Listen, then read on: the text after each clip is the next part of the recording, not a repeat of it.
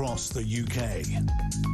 On DAB+, on YouTube, on your mobile, and on your side. This is Talk.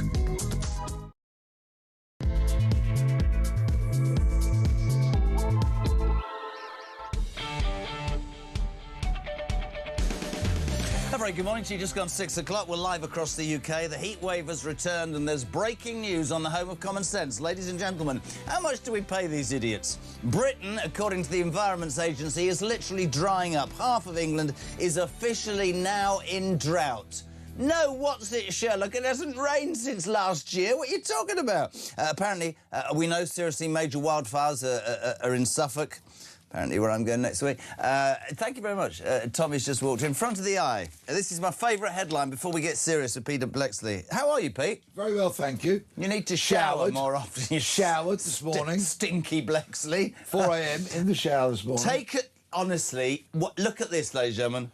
On the front of the eye, take a shorter shower to save water in the drought. Rest assured, right, it absolutely hammered down between January and March. Everything was overflowing. You could... What is wrong with this country to start off with? I mean, honestly. Well, the water companies are inefficient, I'm being polite. Yeah. Potentially corrupt, question mark, and just rubbish. And this is why. But I do have... some advice to help people with Well, how long should they shower for? Because you're a man who likes to lather up, aren't you? Now, I do indeed. Now, I don't put the radio on or the music on when I'm in the shower early in the morning for my family, obviously, you know, being considerate. But they at left other him times, years ago. He's on if I'm showering at a normal time of the day, I take my music into the bathroom. So that's not talk, then? On a speaker, right? And then I shower for the length of one track. Which one? Stairway to Heaven's a bit different from Barbie Girl, isn't it? Exactly. If you take a Beatles track from the 60s, it'll be about 2.5, 3 minutes. And that is still plenty of time. Is it? To have a proper shower, yeah, without a doubt. Do you do it from behind, or do you have the shower hitting you in the face, or does it hit the back of your neck? I do both. Oh, you spin. You sort of spit roast yourself in the shower. Is that I like to wash thoroughly. No, you turn like a spit. Honestly, people's mind. And it's very good. Anyway, I like to wash thoroughly. Before we get serious, let's just say, in your voice notes today, 0344 499 1000, we can get as serious as you want, but two things matter. How long do you shower for? I mean, there's a water shortage, and apparently you've got to be in and out like I don't know what. So what is your ideal shower length, and do you do it frontwards, backwards, or do you spin? Do what? What? 7 minutes, Christian. Ludicrous. It's not working. He stinks. He's ludicrous. Way too long. Way too long. No, I use the bidet more often than not, but that's another story. I'm joking. The other thing is Blankety Blank, Pete, before we get serious, has been axed by the BBC after 30 years. Let's just pay homage. Terry Wogan, Les Dawson. Did you watch Blankety Blank? Back in the day. I always dreamed of being the host. Here we go. Blankety Blank, Blankety Blank. Do. Blankety Blank, Blankety Blank. Brilliant. Blankety Blank. I loved that programme, honestly. Well, I watched it back in the day when I was much, much younger, because when Terry Wogan presented it, I'd watch Terry Wogan present anything because he was such a witty, charming, He's a legend, engaging. And his son is also a very nice man. Yeah, I've had the pleasure of meeting him. That. Yeah.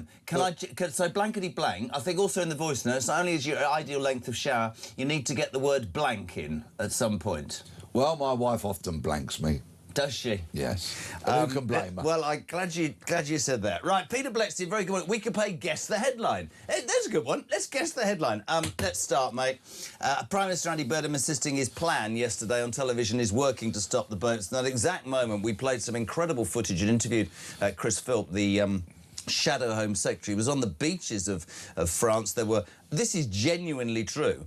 There were migrants hidden in bushes. There are these massive boats. They're talking about now these boats, mega dinghies, longer than a double-decker bus. Later on, Isabel Oakeshott and her reporter Christian Grogan have got some amazing stuff that we'll show you after 9 o'clock this morning.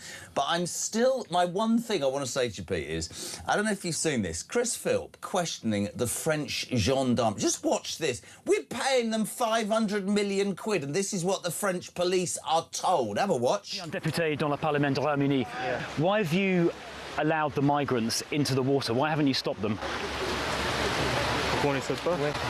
Pourquoi on les saute pas? Our order Yeah. is to let them go like that. Your order is to let them go. We just have to say to them, don't do that, it's dangerous. So your orders are not to intervene. We have to protect them. Well, there's also protecting the border as well. So, Pete, we're paying the French 500 million quid, and yet the French are telling their gendarmes not to do anything. You'll be very interested in this. The Home Office wrote this yesterday afternoon. We are aware of posts circulating online that claim that French law enforcement are failing to prevent small boat channel crossings. Can we please say that UK-French cooperation has already stopped over 46,000 attempted crossings since the election? Thank you to the Centre for Migration Control, who kicked back immediately and said the Home Office claims it's removed or deported 70,000 people. Here are the facts. 35% left without officials even realising. 26% were paid to leave. Just 25% were deportations, and 2 out of 3 of these were European. This is not control. This is government spin. Exactly. That is Spot on. 100% correct. Nailed it. This is spin after spin after spin, or as I like to call it, untruths. Yeah. It's just packaged up in some kind of glorious way as though they're grasping this situation, and they fundamentally are not. Now, of course, I've checked the figures to see if yesterday's numbers have been published by the Home Office yet. They haven't, as of 2 minutes ago. But let me just point out, in the previous 7 days, so not including yesterday, the previous 7 days, there were a total, as admitted by the Home Office, of 907 illegal immigrants. And, oh, yes, what can I hear? Oh, yes, the rampant left shouting, they're not illegal immigrants. They are. Under Section 3 of the Immigration Act, 1971, if you enter the UK without leave to remain, you are an illegal immigrant. Did it also include in that bill, and we'll give you a phone, lots of money, a house, and wipe your backside? Well, might as well have done. Yeah, so that's 907. And if people look at the front page of the Sun today, there is one of these people crammed onto one of these dinghies with their cap pulled down over their face and their hand further disguising their face. These people do not want to be photographed, and why not? I'll tell you why not. We don't know who they are. We don't know where they've come from. We don't know what their backgrounds are. We do not know what their intentions are when they arrive at the UK, other than, of course, to be fed, watered, housed, clothed and given pocket money by us. It's us that pays for them. And what has happened amongst numbers of these people that have arrived here beforehand? They have murdered British people. Right, now I'm going to take the view of a lefty female who said this to me. To my face. I haven't actually said this to you because you've been out on tour, because I'd like your response. We don't need to name who the person was. I said exactly that. If you allow unvetted men of fighting age, well, their wives and their kids, who haven't left a war-torn country because they passed by 7 bloody countries that are safe, who arrive here, who have a different set of values, have a different morality and different upbringing and whatever, it's not racist to say that's dangerous. And you looked this woman I did in the face, and I said, because it was that Bournemouth story, you know, they're raping... Which one? Looked at me and went, white men rape young people and women as well, you know. Yes, they do. But white people who rape young men and women, generally speaking, do get arrested. I know the rape conviction figures are dreadful in this country, but of course they do. But it's just, that is actually not the point. No, it's not. What we are deliberately importing here, or allowing to come to our shores, are people, as you said, and the one word you didn't mention is different cultures. They come from different cultures. And do you know, that's the irony. Can I just say this, because my wife gets mad at me about this? The very person, that woman who said to me, white men, you know, rape women, right? The fact of the matter is, you're a feminist. You're supposed to stick up for women and women's safety. And there is no doubt that women of all ages in this country have been put in unenviable and dangerous positions by these men who come in with absolutely no knowledge of who they are. I don't even understand why it's an issue. And the court cases and the convictions just keep coming. Last Friday, 2 Syrians convicted of rape. Both of them got 10 years, nowhere near enough. The cases just keep coming. Some of these people, a considerable percentage of these people, go on to commit very, very serious crimes. But aside from that, look at the money. They've not earned the right to be here. Nothing. They're not wanted here. They're not advancing our nation in any way, shape, or form. They are a drain. And do you know what, mate? Actually, I said this all yesterday, and it really got some traction. That I said that I know in the past Britain's always been the sort of, you know, the leader. We'll do this. We'll do that. We're the moral leaders. We're skint. People are skint and hacked off that the things that they pay into are not only so stretched and performing so badly, but actually so much of it is being given primarily to people who shouldn't be here in the first place. It doesn't make sense. Trump's weighed in overnight, claiming he warned Andy Burnham that Britain is being killed by mass migration, accusing him of allowing people from all over the world to simply camp out in the United Kingdom. I completely agree with Trump on this. And Donald Trump said cultures are destroyed from within by illegal immigration. And you know what? He's absolutely right. With each and every boatload that arrives here, British culture is a little bit diluted. British values are diluted a little bit more. And so it goes, and crimes are committed, and women are in danger. And generally speaking, the country is worse for it, with each and every boatload. Couldn't agree more. Joe, good morning. Morning, Jazz. Great show as usual. Joe calling from Shropshire here, another alarm clock Brit. Just on the migrant crisis, I think it all comes down, as everything does in politics, to political will. I think we'll all remember a couple of summers ago where Starmer and his cronies weaponised essentially the justice system, had people in front of judges within 24 hours and held on remand. If there's the will, there's the way, and there just does not seem to be a will in this government or previous governments to sort this thing out. And Burnham's drawing a blank on the whole thing. Have a good day. Couldn't agree more. 6:06 0344 499 1000. JK and Peter Blexley, the legend. How's the tour going, by the way? How many dates to go? Very well, thank you. Show number 95 tomorrow night in Guernsey. Then I have a 4-week break from touring because theatres tend to do their Are you going repair away? and refurbishment. No, we're not, because sadly my dear mum needs constant care, so I'm helping my sister on that front. Oh, bless you. Yeah, and then back in at the end of August for 65 dates in 3 months. It's going to be full on. Coming to a theatre near you, everybody. He's a legend. 6:15 0344 499 1000. The big news story of the day is that whilst Andy Burnham promises yesterday that the boats are stopping, it's not true, as French admit waving migrants through, and 1,000, front page of The Sun, arrive in a day. These mega new dinghies the size of double-decker buses. I'm going to keep telling you this. After 9 o'clock this morning, talks Isabel Oakeshott with some amazing footage from her undercover man Christian Grogan. That on the beaches of Normandy yesterday. Jez and Pete, both living legends, says Julian in Newport. How long are you in the shower? That's a dodgy question this time of the morning. Are you asking for the period of time I shower for, or are you asking the length of my blank? Oh. See what you did? See, I think that's quite impressive, because the first voice note didn't mention the word no. So I think Julian wins the prize so far. Paul, did it? All right, I didn't hear it. Blankety blank. Paul's in Dorset. If you're wondering why I'm saying blankety blank, it's because after 30 years, one of the greatest shows... Do you remember that microphone? It was just like... Yes. What was that all about? It was like a bee on the end of a very long straw, wasn't it? Let's play blankety blank. Pete, would you like to nibble on one of my blanks? Please. What, fill the gap in. What am I talking about? Please. I love a blank this time of the morning. If you're tuning in, there he is, the sweetie Toddy likes a blank. Morning, Jez. When I asked, what has the BBC ever done for me, I went completely blank, says Paul in Dorset. Very good. You see, you're getting with it. Dave's in Aberdeen. Morning, guys. I like to lather up my long blank. Honestly, my lot, they're great. Morning, guys. I like to lather up my long blank. P.S. We have plenty of water, says Dave in Aberdeen. Is it lather or lather? You get in a you get in a lather, but you lather up. I've no idea. Don't you lather your... No, for me it's lather. Really? No, that's lager, you drunk. I passed your school the other night. What school? Your Blue Coat school that you went to. Don't start now. How did you know I went there? Because you told me once upon a time. This school, honestly, this is no word of a lie. I did go to a posh school. I didn't really want to go. They didn't like me very much. We had to wear corduroy shorts, long... listen, like a shirt with a bib, orange socks, right, and a gown with a belt. I look like a Sistine monk. Morning, Jez. Is it any surprise you turned out like you did? No, don't start. Good morning, gentlemen. Just want to ask Peter if he is wearing...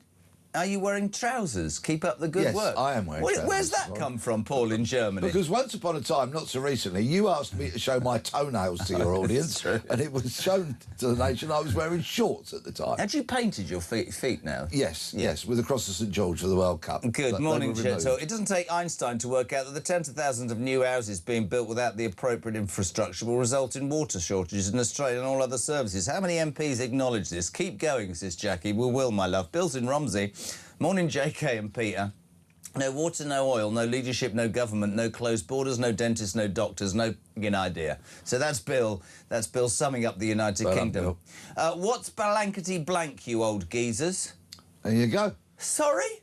Play the music, please. Celebrate, we've got a youthful audience. Do blankety blank. I'll tell you what blankety blank was. It was fantastic. It was 6 celebrities who were obviously on hard times offered £500 to sit on a television show where 2 contestants who looked like they had 3 brain cells and they'd be a cactus plant were asked questions like, by Terry Wogan, when you get in the car this morning, do you fasten your blank? Right? I mean, the answer would be seatbelt, wouldn't it? And if you get all of the 6 to agree, you win a prize, which was equally crap. But most people that were on there would say things like, lunchbox, and everybody go, oh, you're really stupid. It was ridiculous, but it worked. Jim Hewson.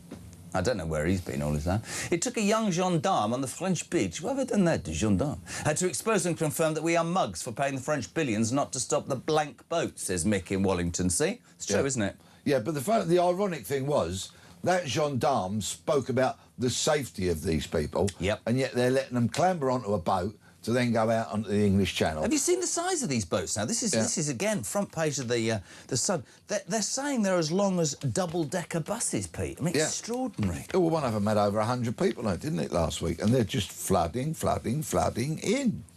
From the Mail as well, Andy Burnham. Still say your boat plan's working, Andy. Can I talk to you about Burnham quickly before we get back to boats? We've been talking about it all week. I don't have to agree with his politics, but he has, in terms of communications and optics, hit the ground running. And I must tell you this, because we're not allowed to mention it, but a certain radio presenter on a certain radio station who thinks I'm the devil incarnate says that, you know, the far right, which is how he sees anybody that doesn't, you know, eat lentils and sit cross-legged, all they will do is criticise Andy Burnham, and they won't, you know, all they're going about is how we're going to pay for it. So my answer, everyone, is yes, I bloody well will, because the British taxpayer's up to its back teeth, isn't it? Indeed it is. And, of course, he's silver-tongued compared to Starmer. Yes. Let's face it, he couldn't have been a worse communicator than Starmer. And he hit the ground with some headline-grabbing policies, again, which we will probably all end up paying for. You know, and I fully accept that if somebody travels on the bus to and from work every morning. And driving in this morning, a lot of the people that I see waiting for a bus at 5 o'clock in the morning are probably going to relatively low-paid jobs. And they're going to be pleased with 33 to 30% off their bill. I get that. It's fantastic. Do a brief bit of maths. If you travel like 5 days a week in and out of work... It's a tenner. So it is. So it's that's £10. Getting up to 500 quid in a year, right? OK, that's great. But, of course, Rishi Sunak brought that in, Starmer reversed it, and now Burnham's bringing it back. He's silver-tongued, but I do, in fact, I know that this is yet again another politician whose ambition outstrips his ability. And my point is this: I don't actually. He probably has got a good art, right? Yeah. The way that he would go around the things he's talking about, like social care. My parents both died of dementia. I like what he said yesterday, but you cannot. The Labour Party's history is to wave a magic wand, and when push comes to shove, peeps, and this is our job, and when that job ends, we'll walk away. But my job is absolutely to say, I don't disagree with the sentiment, but I'm telling you, money don't grow on bloody trees. And there is no way, OK, there is no way that we can afford... I mean, he's got 6 weeks without any scrutiny from Parliament to give sweets out every single day. There will come a point with the budget when they go, oh, my God, actually, you know, we talked about death tax this week, all sorts of stuff. Colin, good morning. Morning, Jez. Morning, Mr. Blexley. Colin here from Blackburn, truck driver. Just on his way back, just to get just about to go towards Calais, and we're being told to hold back because there's migrants everywhere, so we can't get to the ferry. Mr. Blexley and Mr. Carl, they are absolutely full of. All right, have a nice day. Maybe I haven't got some immigrants in my trailer. I know I haven't, but we'll have another go, eh? All the best. Ta-ra. Colin's your hard-working Brit. I'm just going to finish his line for him. Colin, they are full of blank. That's what, yeah, he left it blank without saying blankety blank, didn't he? I think he missed the point. Yeah. The reality of Colin doing his job. You know, he's getting up, he's working all night, he's driving his truck, the job is being affected by illegal migrants. But let me ask you something before we go to break. Why is it that politicians, it seems, of all parties, can talk the talk, but nobody seems to be able to stand up in front of the British people and go, this is a disgrace, you're going to have to be unpalatable, we're going to take them off the streets, we're not going to let them in, we're going to detain, we're going to deport. It might not look nice, but I'm going to do it for this country. Because they all want to be popular. But that would be popular. Well, of course it would be, but remember, Burnham is propped up by the lunatic left backbenchers. He will be propped up and supported, or paralysed by them, like Starmer was. Ultimately. So they have to say the things that are going to chime with those who essentially keep him in his job. Can I bring a moment of levity into the conversations yesterday about the social care crisis? Yes. OK. I love it when establishment figures try to show that they are hip and down with the people and absolutely make a complete blank of it, OK? Yesterday, Louise Casey, Dame Louise Casey, right? OK, she's done some good stuff, right? But yesterday, she was being interviewed on another radio station, which I confess I listened to because I wanted to hear what Casey had to say, right? Shocking. I thought it was an important interview. Shocking. She's trying to be all hip, right, and down with the people. So she decides, instead of saying £25,000, right, she says 25 grand. Right? Yes, showing that fair she's enough. one of the people, right? One of the people. And then a bit later on, as she's carrying on, she gets a bit of a tiz because she then uses the word thousand and then she combines both. And she said, why would somebody earn 25,000 grand? No, it's either 1,000 or it's grand, sweetheart. Don't try and be what you're not. Don't try and show that you're hip and down with the people when your language you are using is not your own. Couldn't agree more. And in fact, just to go to the break, we've got a fantastic clip because Andy Burnham is on this charm offensive, right? And yes, we've talked about boats and yesterday we were talking about social care and I agree with him. But let me tell you, you're not going to fix social care unless you raise taxes. Oh, I've got a better idea. Do you know what I would do? I'd cancel the foreign aid budget and get rid of those people, 2 million of them, who are taking the mickey out of the welfare state. There's 50 billion. This care home resident, have you seen this? No. Absolutely bloody fantastic. New Prime Minister wafts in with his entourage and meets this man. Have a watch. This is brilliant. Nice to meet you. I'm you, Andy.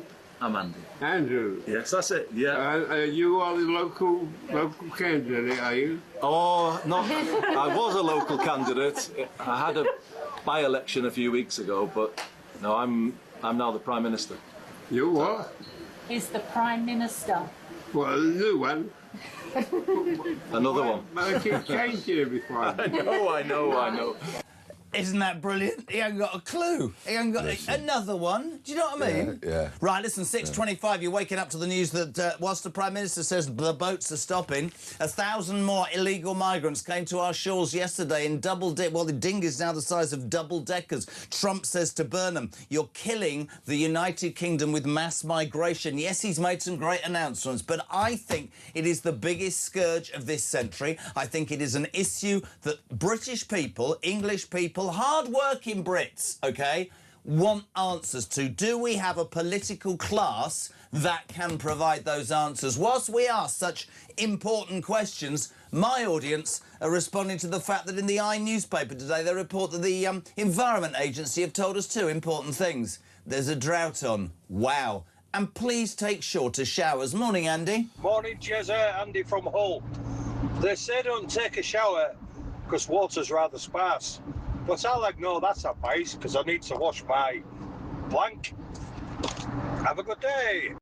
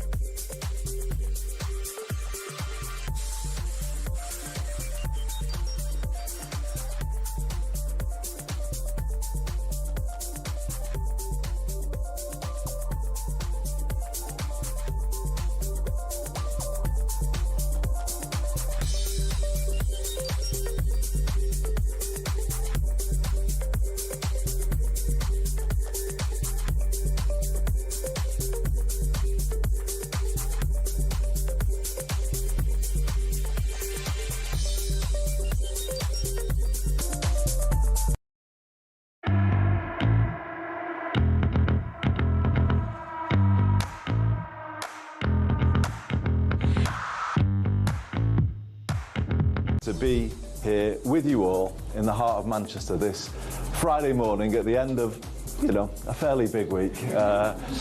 Is just everything to me. If I have to watch one more saccharine video of him pulling a pint or talking about his favourite bar snacks with John Healey, whatever mawkish, minimalising, utterly... Across the UK, on DAB+, on YouTube, on your mobile, and on your side, this is Talk. Welcome back, my friends. 6:28. Peter Bleksley is here reviewing the papers, and you're waking up to the news that whilst our Prime Minister thinks that everything's OK with the world, we are again being invaded. Oh, we're going to upset somebody by saying that. Try telling my audience that they don't feel, Pete, there's an invasion taking place. That's what they think, right? It is an invasion. It absolutely is. Why does that upset the left so much when you say that? I really don't care what they think or what they say. They're unhinged. They're encouraging it. I haven't seen any politicians with a refugees welcome sign recently. Whatever happened to that, I wonder. It is utterly, utterly appalling. But, of course, we get stories from the government saying, well, we're closing migrant hotels. Now, can I tell a little story that I was thinking about yesterday, which is utterly distasteful, and I don't care if it gets me cancelled forever. You won't be cancelled. But I was walking my niece's dog yesterday. Were you? Okay, yeah. It's part of looking after my mum and all that. It's complex anyway. What dog is it? It's a Sprocker. So she's a cross between a Springer Spaniel and a Cocker Spaniel, and she's gorgeous. Winnie, her name. Sprocker? A Sprocker, she's called, right? She's black with a bit of white, and she's beautiful. She's stolen my heart, and I'm trying to persuade my wife to allow us to get a dog. Anyway, so I'm walking her yesterday. We're having a long walk, chasing balls, chasing sticks, having a great time. She decides to have a poo, as dogs do. Where does this go in? Okay. Can you say blank? Just She's just going to have a blank. Okay, so she's a very good dog. She has a blank. I, of course, go for my bag. And as I look at this blank, OK, I'm thinking, now, if I took it bit by bit and spread the blank into different places, would it make it any less of a blank? No, it wouldn't. So by taking migrants from a hotel and spreading them into HMOs doesn't actually alter the fact that they are illegal migrants. No. OK? You have a strange way You're just spreading the issue. You have a strange analogy. I will say this, which I do feel really strongly about, actually. I mean, I feel very strongly about a mindset that has always said we should do the right thing. And I'll forever sit here and say, yeah, we should, but we can't afford to, and charity right now and values have to start at home.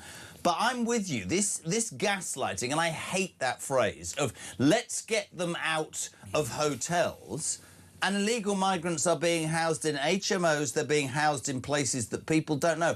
And I know the left hates this, but there is enough proof to say that that is not only socially... well, causes problems with social cohesion and unrest. Crimes are committed, women are attacked, and this isn't all on migrants, but it's like saying, we know this bunch of people are going to cost money, cause us trouble and cause disruption, but we'll just let them in anyway. And I've done this job long enough, Pete, to know that 10 years ago you couldn't even mention the word immigration. You'd have been called every name under the sun. And what I don't get is why politicians do not understand the depth of anger amongst... Do you know this is the irony of Labour? Amongst working Brits. Yes, of course. They don't even understand what working Britain is about anymore, in my humble. No. They really don't. We have to come up with an answer. We've got judges who are soft. We've got courts who will wipe their backsides. We've got a welfare state that will say, come here, we'll give you everything. And I always pitch it back to this caller 2 years ago from Beryl in Bury. Recently widowed, worked for 50 years in the social care sector, got a little house in Bury, can't see a doctor, can't see a dentist, is absolutely skint, couldn't heat a house this winter, and a government that says, in Epping, the rights of migrants outweigh the rights of the indigenous population. Can't have it. Can't have it at all. Detached and deluded politicians, and that is what you get. Also politicians whose egos are bigger than their brains, and I'm afraid Parliament is full of them, or almost full of them. But let me just go back, if I may, to talking about Winnie's blank yesterday, OK? Right? Breaking it up and putting it into 4 or 5 different places doesn't mean that it's not blank It is blank. It's just spread about. It doesn't change it. It doesn't alter anything. Putting these illegal migrants into HMOs does not make them less of a threat, does not cost us less money. In fact, it spreads the problem even further. Weird analogy, but I completely get it. If you are tuning in and you're thinking, why do people keep using the word blank on the Jeremy Kyle Breakfast Show this morning? It's because we have sad news. After 30+ years, the BBC has decided to axe blankety blank. So calls and voice notes and even text this morning, you have to have the word blank in. Morning, Helen. Morning, JK and Peter. Helen and Knutsford here. Well, you're a right couple of blanks this morning. Let the audience fill in the blank. Super match game, super match game, super match game. Something like that.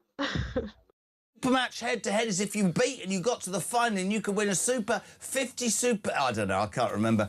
Morning, chaps. This is Maggie in London. Not only do we have migrant crisis, we also have years of government crises not doing anything about the ongoing invasion. We know none of this will ever affect them. They'll start until you start putting HMOs next to their properties. By the way, Burnham is as fake as a blank. God, you lot are on it. David, any chance we can borrow Donald Trump for 6 months to sort out our blank problem? That'd be interesting, wouldn't it? Can you imagine? Steve, morning, Jez. Do you remember when we had a proper weathermen and women, when summer was hot and winter was cold? Meteorologists would give you a weather forecast and occasionally politely suggest a brolly. Now we have climatologists issuing colour-coordinated warnings, espousing apocalypses, famines and droughts. Net zero is the new blank. Fill it in. Catherine says, my husband stays in the shower longer than he should. I suspect he soaps the blank. What a blanker. Catherine from Grimsby. Nobody else does this. I mean, honestly, people must tune into this and go, how have you done this? Christina's in Spain. Morning, JK and Bleaks. They're calling you Bleaks now. That's right. What's in the name? Can we stop calling them small boats? They're more like cross-channel ferries, for Christ's sake. True. Natasha, why don't the government do anything? They talk about stopping the migrants and don't, apart from the culture issues. We can't deal with the numbers. It's a joke. Steve is in Darlington. Morning, Jez, and the legend that is Blexley. My shower lasts as long as the blank I'm having. Coffee? Song? Why have you all got dirty minds? Good morning. Peter speaks of diluting British values. When the PMs were being sworn in after the last election, I was shocked at the number of MPs who obviously had no interest in absorbing British values. At this rate, it will be far worse at the next general election. It's all going on. It's 6:35, 25-7. We're going to talk about the police and Polanski after this break. We'll go there with Matt. Morning, Matty. Morning, Mr. Kyle. Morning, Mr. Bletchley. It's Matt from Doncaster. Simple solution to the dinghy crisis. Take the machete out of the pocket of the illegal immigrant just about to board the boat and slash the bloody boat so it loses all its air. I tell you what, it's a disgrace. Blaggedy blank, blaggedy blank.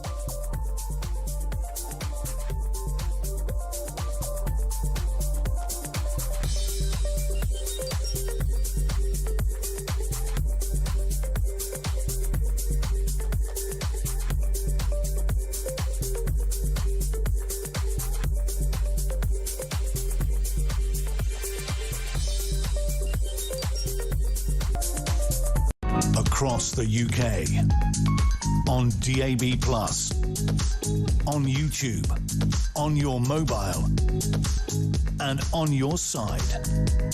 This is Talk. Welcome back, 24 minutes to 7 o'clock. Of course, it's about migration, but there's other issues we want to talk about with the legend that is Peter Blexley. I was really shocked when this happened yesterday. The Met Police have decided to take no action after the Green Party leader Zack Dave Polanski shared an image appearing to depict Nigel Farage's execution by guillotine. Critics say it's one rule for some politicians and for anybody else, whilst fresh reports reveal that Polanski has also allegedly liked social media posts comparing right-wing opponents to Hitler supporters, Peter Blexley. Guillotine and lather. You are showing your posh side this morning. Scone or scone? Scone, as in gone. Scone. Now, let me, just for purposes of clarity, I wouldn't want any one of your wonderful audience to be under any disillusion whatsoever. Zack Polanski is an idiot, OK? Let me just make that perfectly clear. He's an idiot, actually, of monumental proportions. He was interviewed about this, this post that he did, which was in very poor taste. This guy with the image of the guillotine on his T-shirt, and he was saying, we're making plans for Nigel. So clearly, just very, very unpleasant and threatening, one could almost say, in regards to Nigel Farage. Polanski is such an idiot that when he was interviewed, he tried to justify things by saying, well, when I posted that, it only had 1,000 likes. And yet, when Nigel Farage reposted it, rehashed it and reposted it, it had 2-point-something million. So he is trying to blame Farage for something that he had actually done. But judging by the fact that the bloody Met Police have let him off, I'd say they've fallen for his BS, haven't they? Well, I'm a firm believer in free speech. Did it Try telling that to Lucy Connolly, then. Did it? Yes, of course. Did it cross a criminal threshold? And the Met Police have decided that it didn't. So why did... by the way, before people jump on my back, Lucy Connolly, what she wrote, I absolutely disagree with. Yeah. But if we look in bare terms, Lucy Connolly made some derogatory remarks about the Muslim community, none of which anybody on this station agrees with. She took the tweet down, was up there a few minutes, she got jailed. Zack Polanski put up a tweet that says, or implies, do you know what, let's slice the head off Nigel Farage. Now, if that is not inciting, and for me, the bit that was missed by the Met Police, which I will bring up again and again, and we can sit here and go, what if it... Anne Widdecombe, just 3 weeks ago, a Reform spokesman, was bludgeoned to death in her own house. If the police can't, has he been rapped on the knuckles? Because that will simply tell everybody who doesn't really agree with that approach that there's two-tier policing again in this country. OK, couple of points, please. Lucy Connolly also spoke about people burning down migrant hotels. OK, let's just make that clear. None of which we condone. Lucy Connolly got a hugely disproportionate sentence, but what she did was wrong. By the way, she's worth following on social media. She says a lot of very, very sensible stuff. But so, I'm not sticking up for Lucy Connolly, but implying, or is it because you're implying with a guillotine? What is it? Let me just go back to the idiocy of Polanski, if I may. Yeah. What he doesn't, what he was trying to justify, well, my posting of it only had 1,000 likes. It only takes one person of those 1,000, only one person who may be deranged, who may be dangerous, to then go and commit an act of violence. And Polanski fundamentally refused to apologise for that and didn't realise the idiocy of what he did. I personally believe that that T-shirt is, of course, hugely distasteful. Yeah. And may be perceived by somebody as a call to arms. But the Met decided not to prosecute, and that's where we're at. The problem we have in this country, and it's not a good problem, but we all believe in free speech. There comes a point where we can stand here and say, listen, I could stand in front of a man or a woman who would spend their entire life saying something that I can fundamentally disagree with, but that's debate, that's a democracy. The line is it inciting violence? You are damn right about Lucy Connolly, and I absolutely support in what you said. The content of what she said was completely unacceptable. Is he being let off? Here's the question for everybody. Is he being let off because it's, you know, the picture, what it didn't say we're going to do that to Nigel Farage, it intimated. Yes. But for somebody whose entire political existence has been built around BS, right, and social media, the breast hypnotherapist, the man who, you know, purports to care about the young but hasn't paid his council tax on his canal boat because he didn't think it was relevant. I would have... this might get me told off. If Reform had asked me my opinion, I wouldn't have reported that to the police, because I already would have looked at the opinion polls and known that Zack Polanski's days are absolutely numbered, because all those disaffected left-wing weirdos have rode in behind Andy Burnham, and he's already had his audience up. If Zack Polanski... There's a part of me that doesn't want to give Zack Polanski any publicity or coverage at all, because I cannot even believe that this man at one point was leading a political party, unelected, by the way, in terms of an MP, and 20% of the country were going to vote for a party that wanted to legalise heroin and open our borders even more. For Christ's sake, think about the reality there. And I go back to my original point that Polanski is an absolute idiot. Yeah. But whilst we're talking about free speech, you said that you could debate with someone, but if you believe in free speech, that also means that people must be allowed to say things that offend us. Absolutely. That we find entirely distasteful. But it's that line, isn't it? That are offensive, yes. Yeah.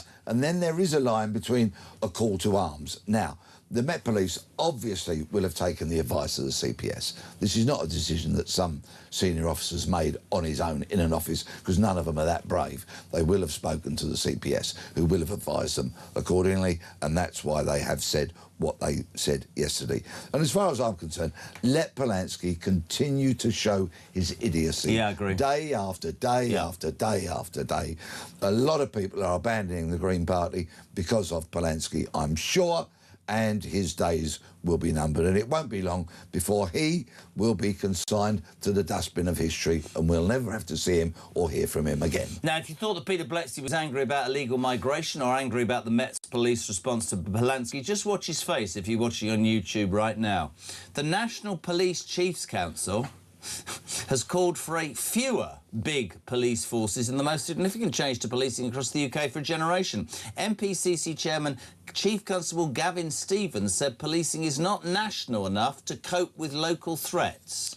Peter Blexley. Yeah, strangely enough, I don't disagree with him. He's a bit behind the story here, because Shabana Mahmood some months ago proposed reducing the number of police forces that we've got in the UK, which currently stands at 43, and forming 12 much bigger police services. That was my foot on the door. And there are some actually very sensible arguments in favour of this policy. Take, for example, the two police forces that are closest to me. Met Police, I live within the Met Police area, but not far down the road is Kent Police. Their radios are incompatible. Yeah. So a stolen car being pursued from the Met Police district into Kent, suddenly the police radios can't talk to one another. Are you joking me? No, I'm absolutely serious. So if we combine these forces into 12, there'll also be huge savings. Because, of course... Will we be able to invest in more policemen and women on the street, then? That's what I hope. Yeah, but God. Will any savings that can be made in... Look at the purchasing power in terms of uniforms, radios and other IT kit, vehicles and the such like.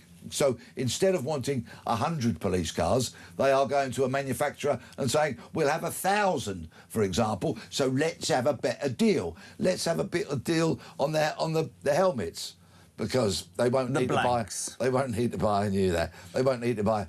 43 different types. I'll tell you what Gavin Stevens confused me about. He said that they called for fewer, bigger forces. Unless I've missed the point, tell me if I'm wrong. I thought they weren't allowed to be called police force anymore because that was disrespectful and would give the impression that they could use force. Am I right or wrong? Is it a police service? Is it a police force? Let me take you back a few years when the Metropolitan Police, under the leadership of yet another lamentable commissioner, Sir Lord Blair, who died recently, he changed the Metropolitan Police from a force into a service, changed it from the Metropolitan Police Force to the Metropolitan Police Service. And as part of that, they rebranded New Scotland Yard, the twirly sign outside, and they changed the bar that was in New Scotland Yard into a gym.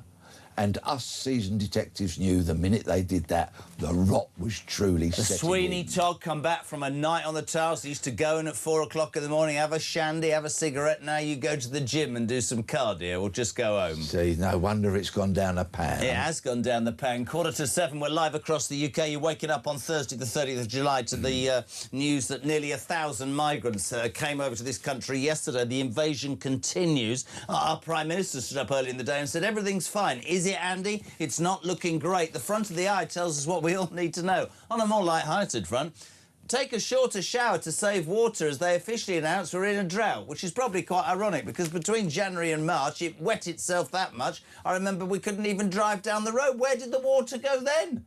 And how long, just as a bit of fun, do you shower for? If you want to leave a voice note or a call, the reason we're asking this is because Blankety Blank has officially been axed today. So I need you to incorporate how long you shower for and the word blank in your voice note. Good morning, Reg. Morning, Jezza and Pete. Reg from Southampton. When it comes to showers, I put the water on, I spin around, get myself wet front and back, turn the water off, put the shower gel on, completely bubble up all over. Once I'm covered in bubbles and nice and clean, I put the water back on, I rinse it all off, and then I jump out. Job's a good one. Have a great day. I don't want to be disrespectful, but he sounds like one of those people that does it all the right way. Why'd you turn the shower off and bubble it? Did he say bubble? He means lather. Lather himself, huh? Oh, you see, you're getting hip and down with the people now. Yeah. Right, Reg, above and beyond. Absolutely heroic showering method. Here's the million-dollar question. Rubbish. Boring. Here's the million-dollar question. Are you still watering your... As an ex-copper, watch this. Are you still watering your garden and ignoring the hosepipe ban? We asked you this, Mr Blexley. You said... My agapanthus is beautiful, and the bees love it. So, of course, we water the agapanthus. So you're breaking the law? No, we do it with a watering can. Right, brilliant. Which is identifying as a hose. Let's cross. You wash? Do you wash head to toe? Yes. Oh, I'm just checking. 12 minutes to 7. Here's a woman who I want to talk about how she showers. It's brilliant. We say good morning to the host of Kinsey Schofield. Well, anyway, Kinsey, good morning, darling. Well, I mean, unfiltered should come after what you were just about to say. Kinsey Schofield, unfiltered. Well, the thing is, we live in such a blank country this morning, fill in your own words. The Environment Agency thought it pertinent to tell us that we're in the middle of a drought because it hasn't rained for 4 months, and they're now saying that we should take shorter showers. So I have made this a question. She's smiling. Do you... how long would be the average Schofield shower? I'm a psychopath. I like to take a bath for like an hour to 2 hours, and then I'll jump up and take a shower to wash my hair. I am a psychopath. Sorry, you can't live here, you user of water. You have a bath and then you get up to do a shower. With the shower, without getting personal, Kins, do you do it frontwards, backwards, or do you spin? I mean, there's a little bit of choreography going on, but I'm a mermaid, so I don't care. I don't care if I'm using too much water. I'm sure Gavin Newsom would say the exact same thing. And you know what? I would tell him where to shove that bar of soap. God alive, if you are tuning in. A mermaid, what makes you think that's a bit fishy?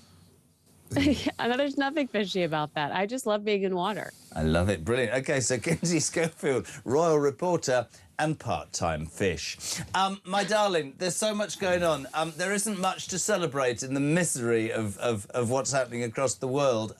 Couple of things for you. Prince Harry and his celebrity pals who decided to sue the Mail and then suffered the most ignominious defeat are faced with an £18 million legal bill. We talked about this a couple of weeks ago. Apparently there were rumours that old Elton John, or John Elton, as Rowan Atkinson once called him, was going to help. That's been refuted. I ask you only this. How is the ginger one going to pay the bill? Well, maybe he's going to have to start live streaming his showers in Montecito, do a little OnlyFans action. I don't know. I mean, that it is such a ridiculous, idea that I really think he thought he was going to win this. Yeah. I don't think that there was any, question that his budget was going to have to include thousands of dollars to flush down the toilet for Daily Mail's incredible attorneys. I mean, truly, Harry, the next time you sue somebody, you might want to call Daily Mail's guys, because they really were so impeccable throughout this entire process. But, I do think that Meghan is probably the one that's the most livid right now, because the Netflix contracts aren't, they're not beating down their door anymore. Where's Spotify? Meghan left Spotify to be with Lemonada. That podcast died as quickly as it started. So it's not like people are beating down their door trying to work with these two. Where would they get the money from, though? I mean, do they have... I remember when they first went to America, people remember this. Tyler Perry said, stay in my house, and everybody wanted to wipe their backsides. I keep saying that, Frank, and give them money. But as you said, that's dried up. We've now got to the point where she, tries to make a living selling videos of her laying out a fruit plate. Although, if you do speak to her, I've got some news for you. There's quite a famous female television daytime presenter called Holly Willoughby. Have you ever heard of Holly Willoughby? Have you heard of her? What did she say? Like, are you okay? Or how are you? Or Yes, something yes, yeah. after And Phil- she after- launched. after- Yes. Unrelated to Kinsey, by the way. Philip Schofield. Unrelated to this one, by the way. Don't ever on air ask me about that. That is, don't even go, because I would know. She, of course, Meghan did. Oh, let's have a fruit plate. Holly Willoughby launched her YouTube channel this week. I think it's called Welcome. If you do see Meghan, tell her all is not lost. The British press said that Holly Willoughby's show was so bad it made Meghan Markle's look okay. Oh, no. Oh, wow. Well, I think that Meghan would take that with, you know, that's pride to Meghan Markle. I think she would be thrilled with that feedback. But now I just can't wait to text you and ask you all about what you told me not to ask you about on The air. other thing, shut up. The other thing about Meghan Markle, Pete, which is, I don't know if you two saw this clip this week. She was she on French MasterChef? Was it? She is Australia. She is so goddamn affected. She said, I can't do the accent. She said herb. Oh, no, I'll tell you It's exactly herb. why she did that. I'll tell you exactly why she did that. Because they asked her what she cooked for her family, and she doesn't cook for her family, Jeremy Kyle. So that was a diversion tactic because she didn't want to answer the question. So she goes off on this, well, there are multiple palates that I have to satisfy. Goes off on this little, you know, my husband's from Britain, so he likes meat and sauces. But then she's like, is it herb or herb? She's literally just trying to... It was the most contrived piece of television in the history of the world. I've actually got a clip. They fixed this so that Prince Harry made a surprise call to her in her new role as a judge. Just watch this, peeps. Nauseating. Have a watch. We've had a phone call to studio. Hi, my love. Good Hi. My husband's here.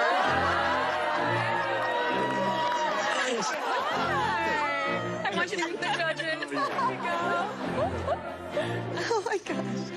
What's going on? Have I interrupted something important? Well, we are actually in the middle of tasting all of the dishes. We have 4 incredible cooks here. Here they are. Aaron's here. Vinny's back there. Casper and Petro. Say hi, guys.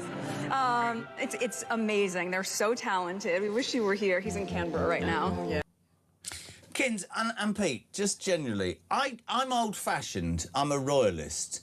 The thought that a duchess is on some MasterChef programme trying to con the audience that her husband gives a toss is just start with you, Pete. It just doesn't. I can't have it. It's not what the royal family was ever about in my mind. If you are going to show clips like that to me in future, could you please ensure that the production team supply vomit bags? Blank bags. Blank bag. I mean, it is.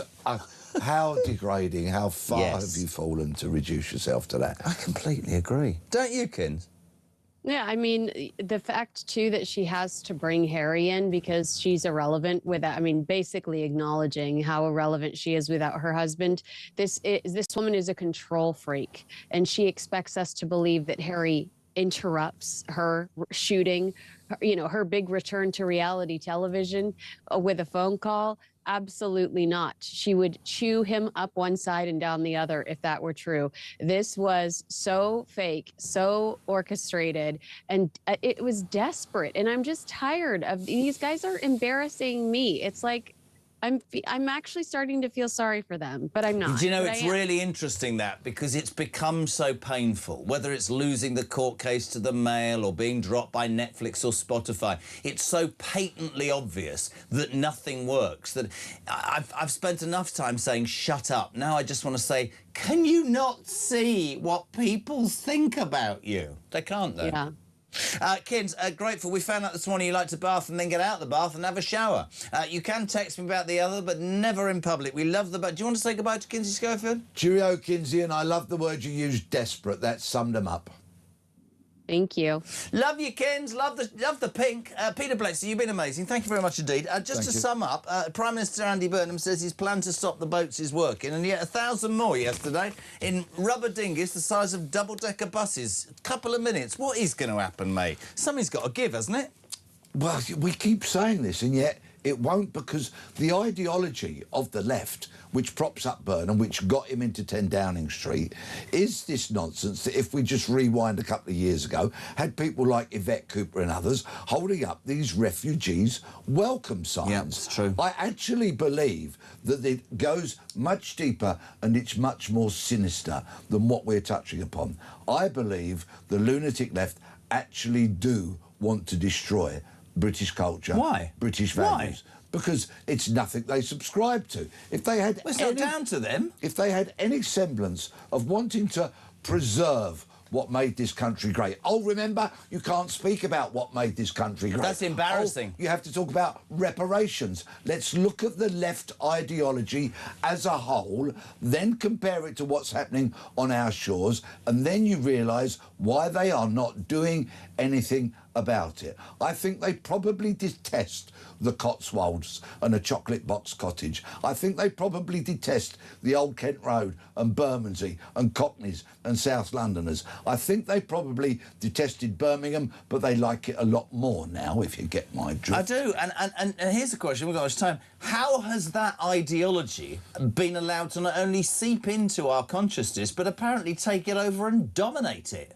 Because they control the public services, education, health, policing, and so much more. This whole woke, liberal, progressive, leftist nonsense has permeated its way through everything, from the fire brigade to the police to the paramedics to the hospitals to education to higher education, universities. Want your kids to become Marxists? Send them to university. There is nobody like Peter Blexley. He's still in the middle of his tour. If people do want to come and see you, tell me how they find out. Go to entertainers.co.uk, please, and get your tickets fast. We love him. Peter Blexley, thank you so much indeed. We're live across the UK. Right, in the next hour, we'll kick off with James Price. We will talk about migrants still coming and the government's response. We'll respond to the news that the Environment AG, shock, horror, have told us we're suffering a drought and you need to shower longer. Where are you going now, Pete? Off for a shower? No, I've already had one. I'm going to catch an aeroplane to Guernsey for a show tomorrow night. Good man, Stinky. Back after the news at 7 next on Talk.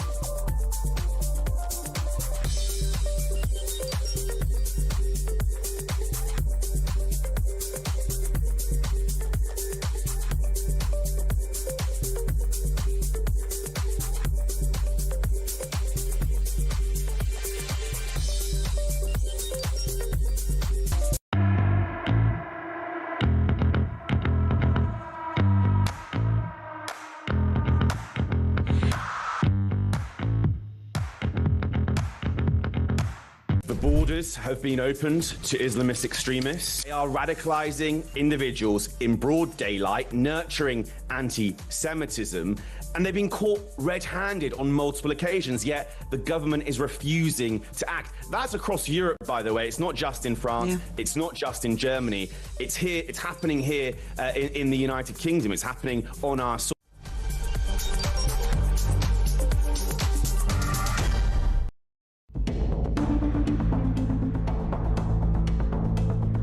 It is therefore my honour to declare that the duly elected leader of the Labour Party is Andy Burnham.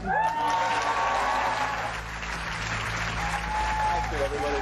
Thanks so much. I believe in all of you, and I am confident we can do it. Thank you very much. I have just come from Buckingham Palace, where I have accepted His Majesty the King's invitation to form a government. I know people at home are fed up with politics. I hear you, and I want to be honest with you. We have not been good enough, and we need to be better. We will be.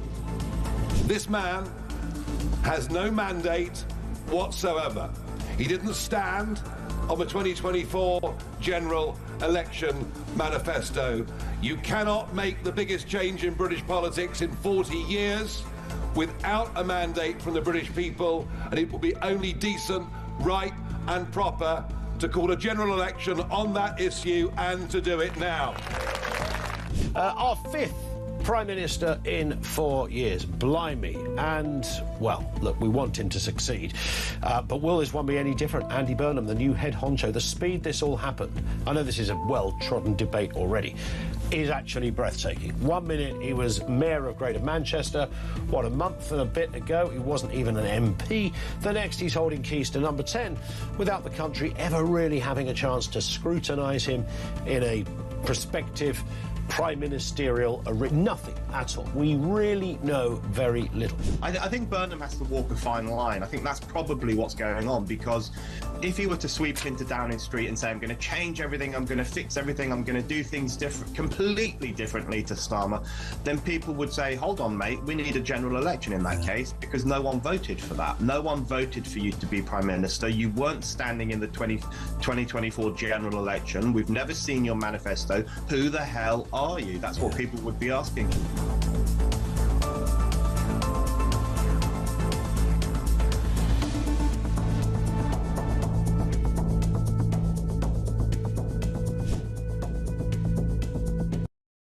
Across the UK, on DAB+, on YouTube, on your mobile, and on your side. This is Talk.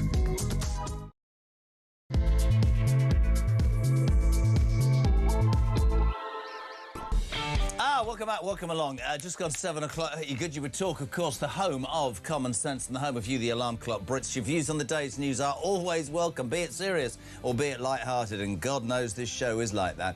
Contact us as ever, 0344 499 1000. Tommy taking your calls. Voice notes as well, a few rules in a tick, 0344 499 1000, and text to 87222. Before we talk about the migrant problem, before we talk about social care, before we talk about the fact that we've been told there's a drought and that we can't shower long enough, we have to pay due homage, because we've discovered this morning on Thursday the 30th of July that one of the greatest television programmes ever to be broadcast on the BBC has indeed been axed. The sad news, ladies and gentlemen, I share with you, breaking news, blankety blank is no more. Do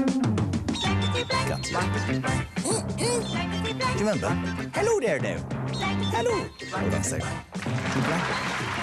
Now we ask Christian now. Christian, when you went to the toilet, did you get your blank out? What did you say?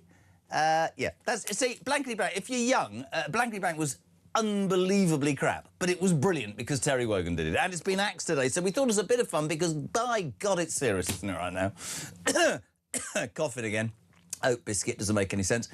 If you... Yes, I've got a blank in my throat. Brilliant. In your voice note or your call, you need to include the word blank.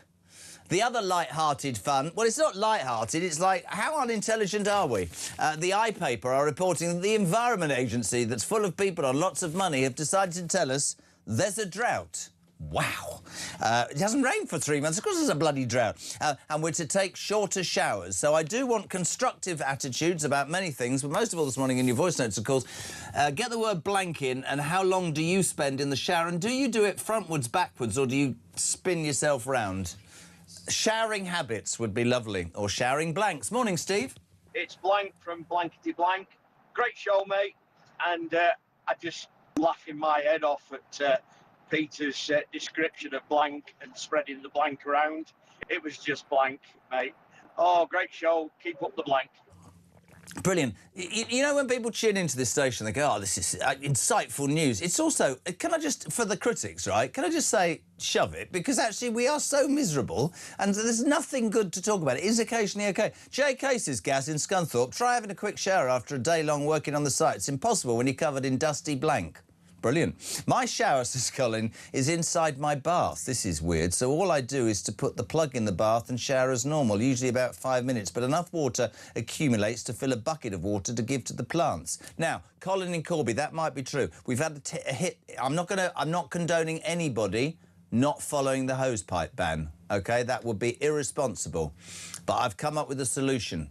I'm going to say that my, what's it called? My blank, the long thing. What is it? The hose. My blank. My hose has, in fact, decided to re-identify as a watering can. So that way they can shove their rule where the sun don't shine. Right. Let's talk, as we always do, about the main news. The Prime Minister yesterday coming out and going, immigration is working. No, it's not, Andy. Yesterday, 1,000 more illegal migrants across the Channel. They're now coming in dinghies the size of double-decker buses. There's some extraordinary footage coming later, by the way, after 9 o'clock. Isabel Oakeshott and Christian Drogan have got together. This is extraordinary. It's night launch footage from last night, right? And let me tell you this. We're paying the French 500 million quid a year, and they are standing there, which we'll see in a sec, because they've no idea. But at night, the French are lighting the beach so the migrants can see where they're going. You've got that at night, and you've got this amazing clip from Chris Philp, the Shadow Home Secretary yesterday, asking the French gendarmes, are you here to stop? And they go, no, we're here to help them. That's my French impression. Have a watch. Je suis un député dans le Parlement du Royaume-Uni.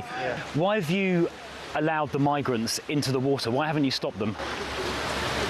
Pourquoi on les saute pas? Pourquoi on les saute pas? Our order is to let them go like that. Your order is to let them go? We just have to say to them, don't do that, it's dangerous. So your orders are not to intervene? We have to protect them.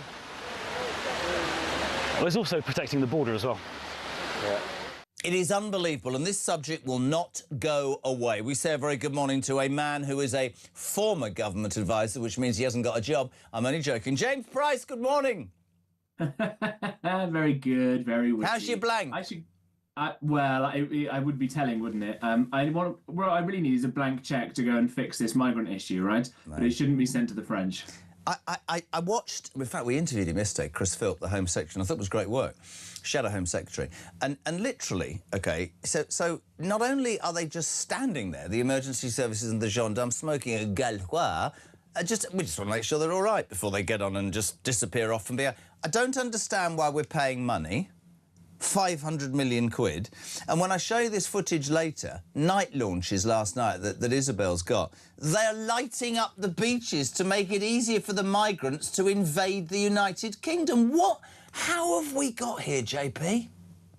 Extraordinary, isn't it? I mean, in some ways it's wonderful to see that over on the continent there are still some signs of civilization. A couple of dishy French police officers gallically shrugging.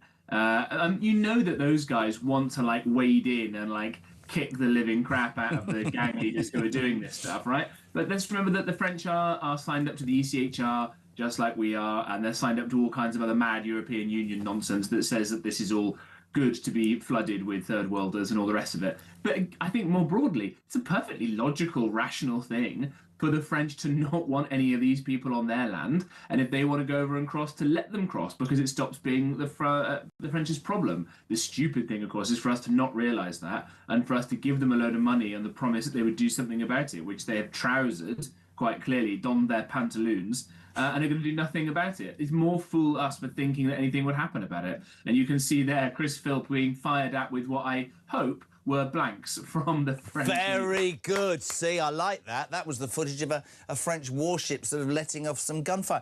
Just to go back to it, though, right? You're my sort of philosopher. You're a thinker. You're intelligent. You leave me for dead. I have an issue which you need to help me with, and I'm being serious. We've always been a country. I'm sort of proud of this country.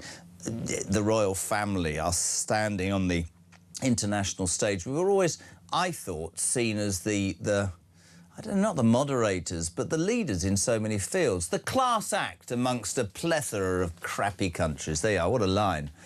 But with that now, to me and to millions of people in this country, we're now able to have the mickey taken by almost anybody, whether it's an illegal migrant, a foreign government, a company. It's almost as if the United Kingdom PLC says, seriously, just trample all over me and take advantage of me. And I want to know how we've lost that gusto, how we've lost that ability to say, no, you're not coming in. It is not for the benefit of Great Britain. Love Trump or hate him, and he waded in overnight. Have you seen what he said about illegal migration? Have a watch. This is Trump saying, it's killing you, for God's sake. Have a watch.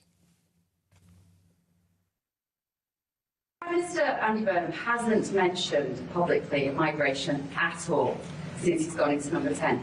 Did you discuss it with him? I did, briefly. He's going to have to mention it because it's killing your country. I know Starmer did very little about it. And they're coming from all over the world. They're coming from Africa. They're coming from South America. They're coming from different parts of Asia. And they're invading Europe. I mean, they're invading Europe. It's an invasion. And the UK is a prime suspect. And he's absolutely right, isn't he, JP? Yeah, I'm afraid so. I think we're lucky that we've got someone on the world stage who's willing to say it, even if it's not the most universally popular or respected person in these parts. You need someone like this, as actually new Defence Secretary Wes Streeting said, to tell us hard truths. That's what real friends do. You asked earlier, Jez, how we've got into this position, and I'm afraid there are different sources of this, one of which is, I think, internal and one of which is external. On the external point, I think that you've had a lot of NGO-type sort of universities, as a good report has come out showing the depth of this now, actually being funded and with propaganda being pumped in by the Chinese Communist Party, by the Russian troll farms, by the Iranians, all these sorts of malign actors, because they can see that they can not beat us necessarily economically or when the West gets its military act together, but it knows that with our open and tolerant and small L liberal society, that it can mess around with our civics, should we put it like that. And so you've got a lot of people now who have been taught by TikTok, and mostly, but by other streams as well,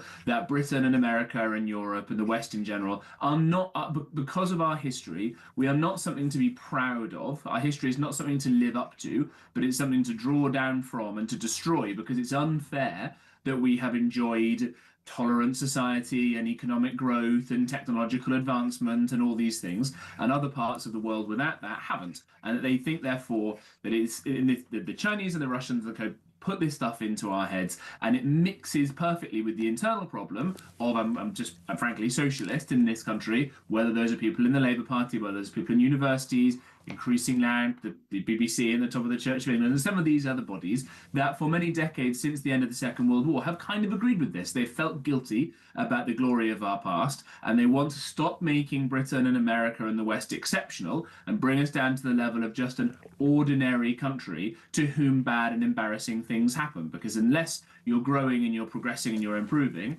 you are just degenerating and getting worse and more dangerous. And that is therefore by design, and people should not be surprised that we don't take an exceptionalist approach of saying, nope, we're not going to let this happen anymore, we're going to do whatever it takes to keep our people safe, because that is now considered to be evil and bigoted and all the rest. The evil and bigoted view of what England was, or which has led, and I think you're absolutely right, to where we're at. Can anybody absolutely assure me that a majority of people in this country, like me, think that's absolute rubbish? Or are you going to tell me that a majority of people think that that's brilliant and that's how we should be? Because maybe I live in a parallel universe.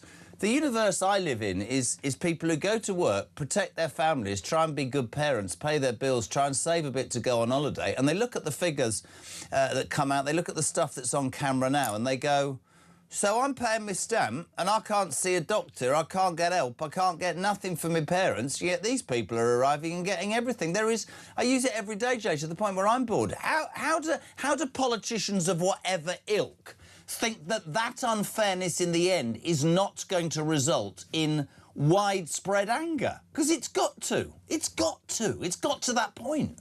Yeah, but that's because you're talking to the alarm clock Brits this time of day, mate. There are plenty of other people, the young and the students and so on, and those who are not working. I used to speak to them at 9:25 just as they got out of bed. Yeah, I know that. But no, you're right.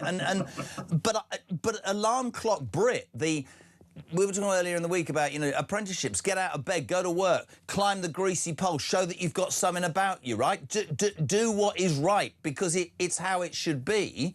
We've lost all of that. I don't understand how we have become this self-apologising, weak, woke, sappy, there's a word, sappy country that it never was sappy, Jay. Never. So let me put forward a theory for you here, for your listeners and viewers, and see what you think about this. That any this is a kind of philosophical idea, that any virtue taken to an extreme becomes a vice. And one of the great British virtues is a sense of fair play, that we assume that everybody shares with us because we have set the global standards for a long time. We spread things like the common law and these sorts of things around, and various other cultures have versions of this, but some don't. I mean, we assume that they do, and we assume that you look at the footage there of people desperately trying to get on a boat to come over to England, they must be fleeing the most awful persecution and yada, yada, yada, yada. Not the fact that obviously they're coming over from France, or that 90% of them are young fighting age men, and we'll get into what some of these people do when they get over here in a second,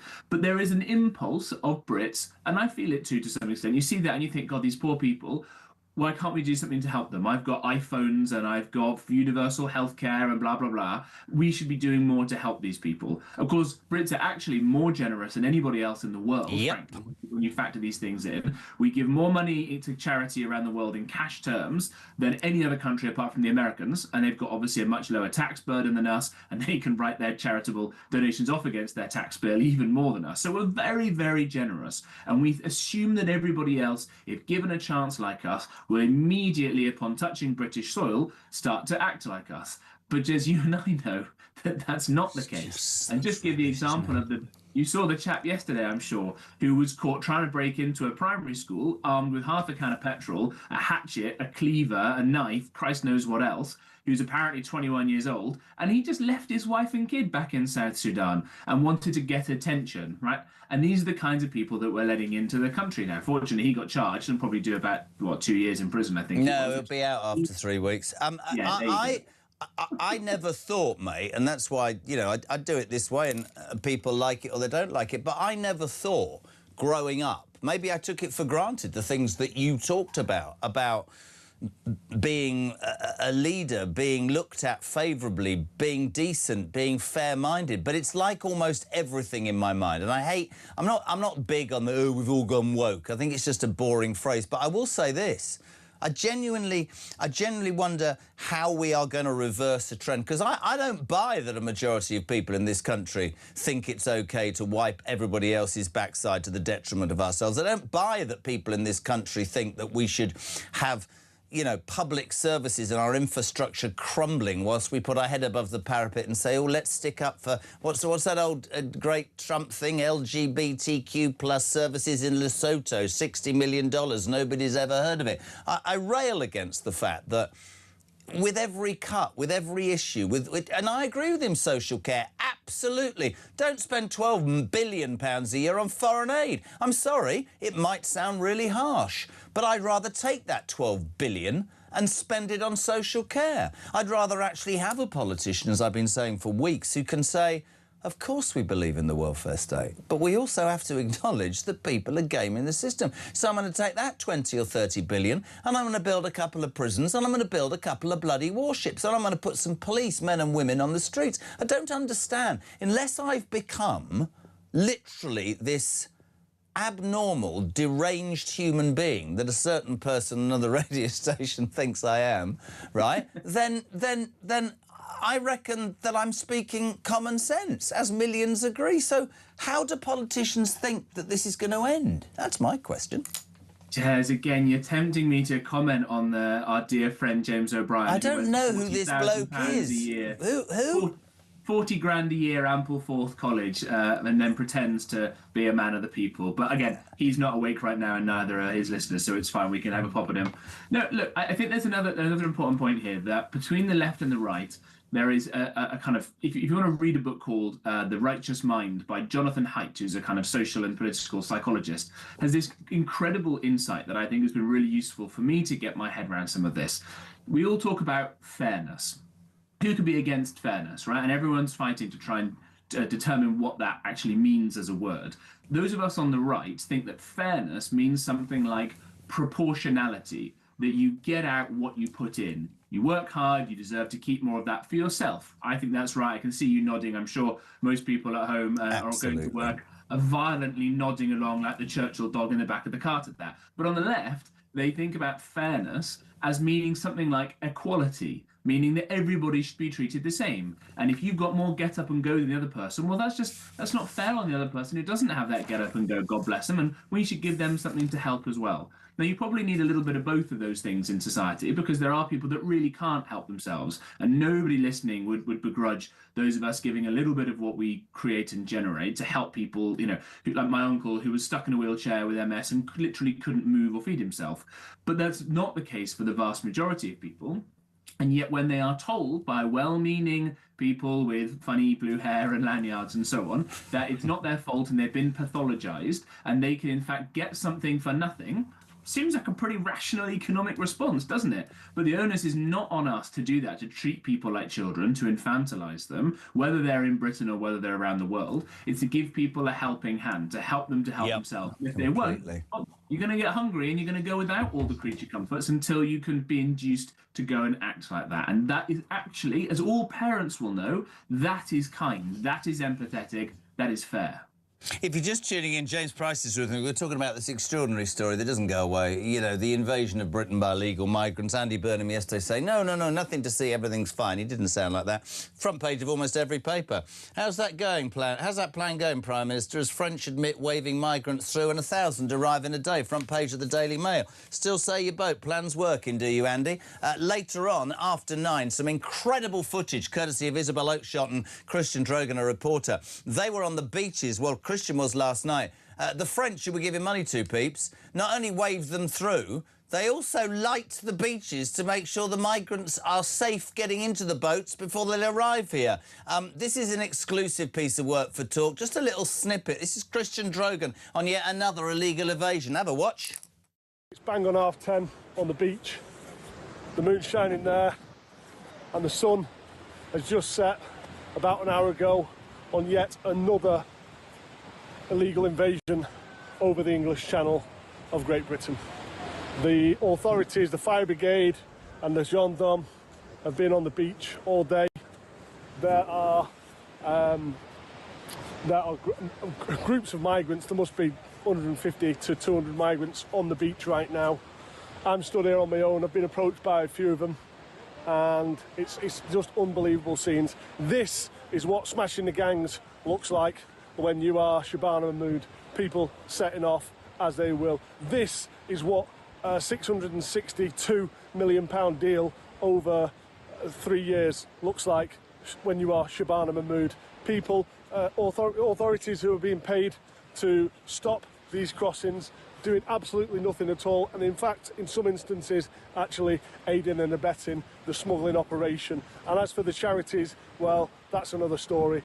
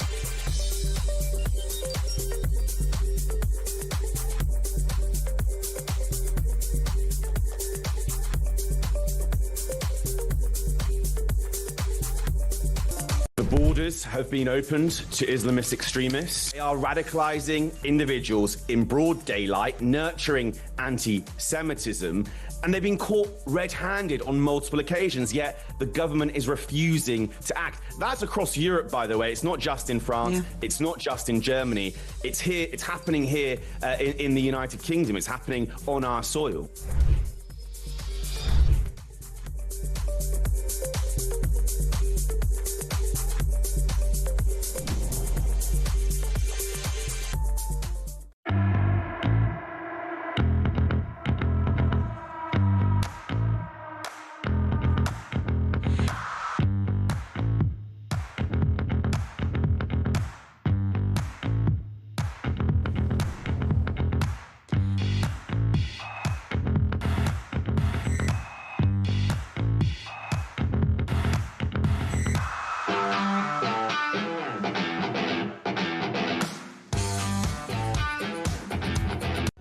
across the UK. On DAB+, on YouTube, on your mobile, and on your side. This is Talk. Welcome back, 7:27. James Price, former government advisor, is with me. Just your reaction to that footage on the beach last night. We've got some stuff later that just shows the French lighting up the beach. It's just a joke. I mean, you're right. You sort of don't blame them. They're being given 500 million quid. We don't want them. Just all bugger off to the United Kingdom. It's extraordinary, man, isn't it? Yeah, it's absolutely extraordinary. And again, I'm glad that Mrs. Price isn't awake yet, by the way. You had the dishy French gendarmes and then Christian, the reporter, there. Blimey. What a beach holiday it would be if it wasn't for the fact that it was full of third worlders trying to break into our country. Are you admitting on national radio and television that, in fact, you find French gendarmes and Christian Drogan attractive? No, I'm just, you know, as someone can appreciate these things. I've had a haircut recently. He's good looking. I just want to say something completely irrelevant, but it's not irrelevant to this show. You might never have heard him do this. We have an amazing listener called Angry Rob, who I think should be in the cabinet. Have you ever heard Angry Rob? I've got a voice note. Just get ready for this, because this man sums up the United Kingdom better than anybody. Angry Rob, good morning. Right, Polanski. Nothing to see here. Carry on as you were. Sheep teeth, you're fine.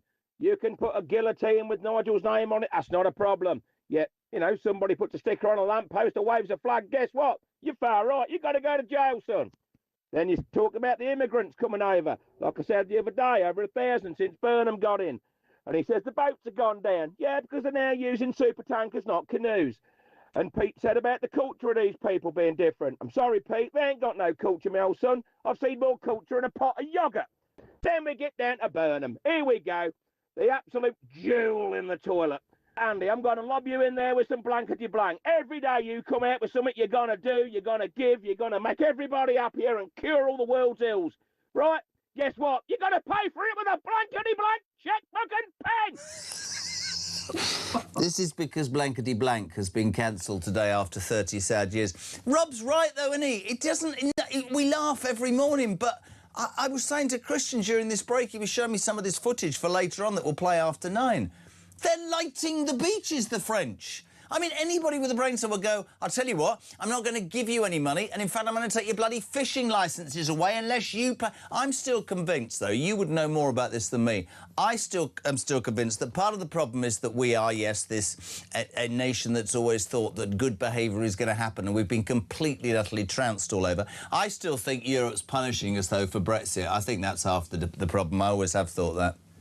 Yeah, well, first of all, Angry Rob there, what a top man. I like the idea that he sort of shuffles off into his car to record those, and that Mrs. Angry Rob looks out the window and says, oh, he's doing his hobby again. He's shouting again, isn't he? Absolutely superb. The jewel in the toilet is a golden line, by the way. That is top-notch stuff. Look, I think on the Brexit point, I think you're definitely partially right, at least. There's also not displayed a little bit of incompetence about this, that you have some people in France who want to get this sorted, and you've seen some of those candidates on the hard right who say that it is really embarrassing to France that they can't sort this stuff out and all the rest of it. But I do also think that there's probably a deliberate thing of, well, we've got enough problems of our own in France, which they really, really do, that why would they want to deal with some of this stuff as well? Fundamentally, I don't think we should be relying on the French when it's not in their interests, and it's not just their problem because these guys are coming up all the way through the Mediterranean, through the Greek islands, through Italy, all the rest of it as well. We have to find some other ways of doing this. We had that to some extent, of course, with the Rwanda scheme, and Rishi Sunak totally unforgivably called that election just before one of those flights got off, and we'll never know how effective a deterrent it might have been. And also, we're not going to get it fixed in turn unless we leave the confines of the ECHR and repeal Tony Blair's so-called Human Rights Act and all the rest of it, because it's the lawyers rather than any actual soldiers or police or navy reasons why we can't stop these boats coming over. And the last point, Jez, is let's remember, of course, we've now got Border Force, the Border Force, as called, who are actively tugging these guys in and bringing them on shore, kind of against what they're supposed to be doing, to be greeted by smiling NGO types standing there welcoming these people in, because they genuinely think they're doing the right thing by bringing mostly fighting age men of very different cultures into the country. But if I put those people, and I know I'm like a dog with water, if I put those people who think they're doing the right thing in front of a room of 100 people whose lives are blighted because they cannot afford anything, despite the fact they pay their tax, would these people, would this left-wing ideology stack up in front of millions of Brits who are saying, we're not racist, we're not unfair, we're just really bloody struggling and we don't understand why you favour everybody else under the guise of being seen to do the right thing? Because call me old-fashioned, but surely a government, a prime minister, a country's first duty is to its own citizens, isn't it? Well, we think that, and most people throughout history have all thought that, but that has become a heretical idea on the left, right? Like, think about it with their own families, right? The left think that, like, trying to help your own family to the detriment maybe of others or to the preferment of your own children is only a good impulse up to a certain point. And going to the wall for your kids and doing anything for them is not actually a good thing, because that might advantage them against other people who don't do that. Unless, of course, by the way, you're from a non-British heritage background, because as remember what happened with Diane Abbott when she criticised private schools, she said, and then sent her own child to a private school. She said, you don't understand. West Indian mums would go to the wall for their kids as if it was okay, therefore, for her because of her background, but not for other people. Can I make a point? It is extraordinary, by the way, ladies and gentlemen, how many of the Labour government who are anti-private education and have added VAT under the belief that anybody who sends their kids to school is minted. I know thousands of couples who strive. My parents did it. 60% of their income to send us to private school. Didn't have a holiday in 17 years. You're punishing them. But it is extraordinary, by the way, how many members of the Labour government and cabinet and, in fact, wider parties send their kids to private school, because you know what? That's what they're all about. We'll say one thing and do a bloody another. And it does, honestly, Joe, I'm going to end up, I'm going to explode one of these days. But that kind of hypocrisy, by the way, is a feature of the left, right? It's do as we do, do as we say, not do as we do. They'll let all these people in who are much more likely to commit crimes, and then they hide behind the massive great walls and stuff inside Parliament. They tank the economy, and yet their pay rises and are inflation-proofed and will go up no matter what. This is the problem. If you change some of those things, as all economists would tell you, show me the incentives, I'll show you the outcomes, maybe we get a different result. Mate, you're a legend. Mrs. Smith, Mrs. Smith? Who's Mrs. Smith? Mrs. Price not up yet, then?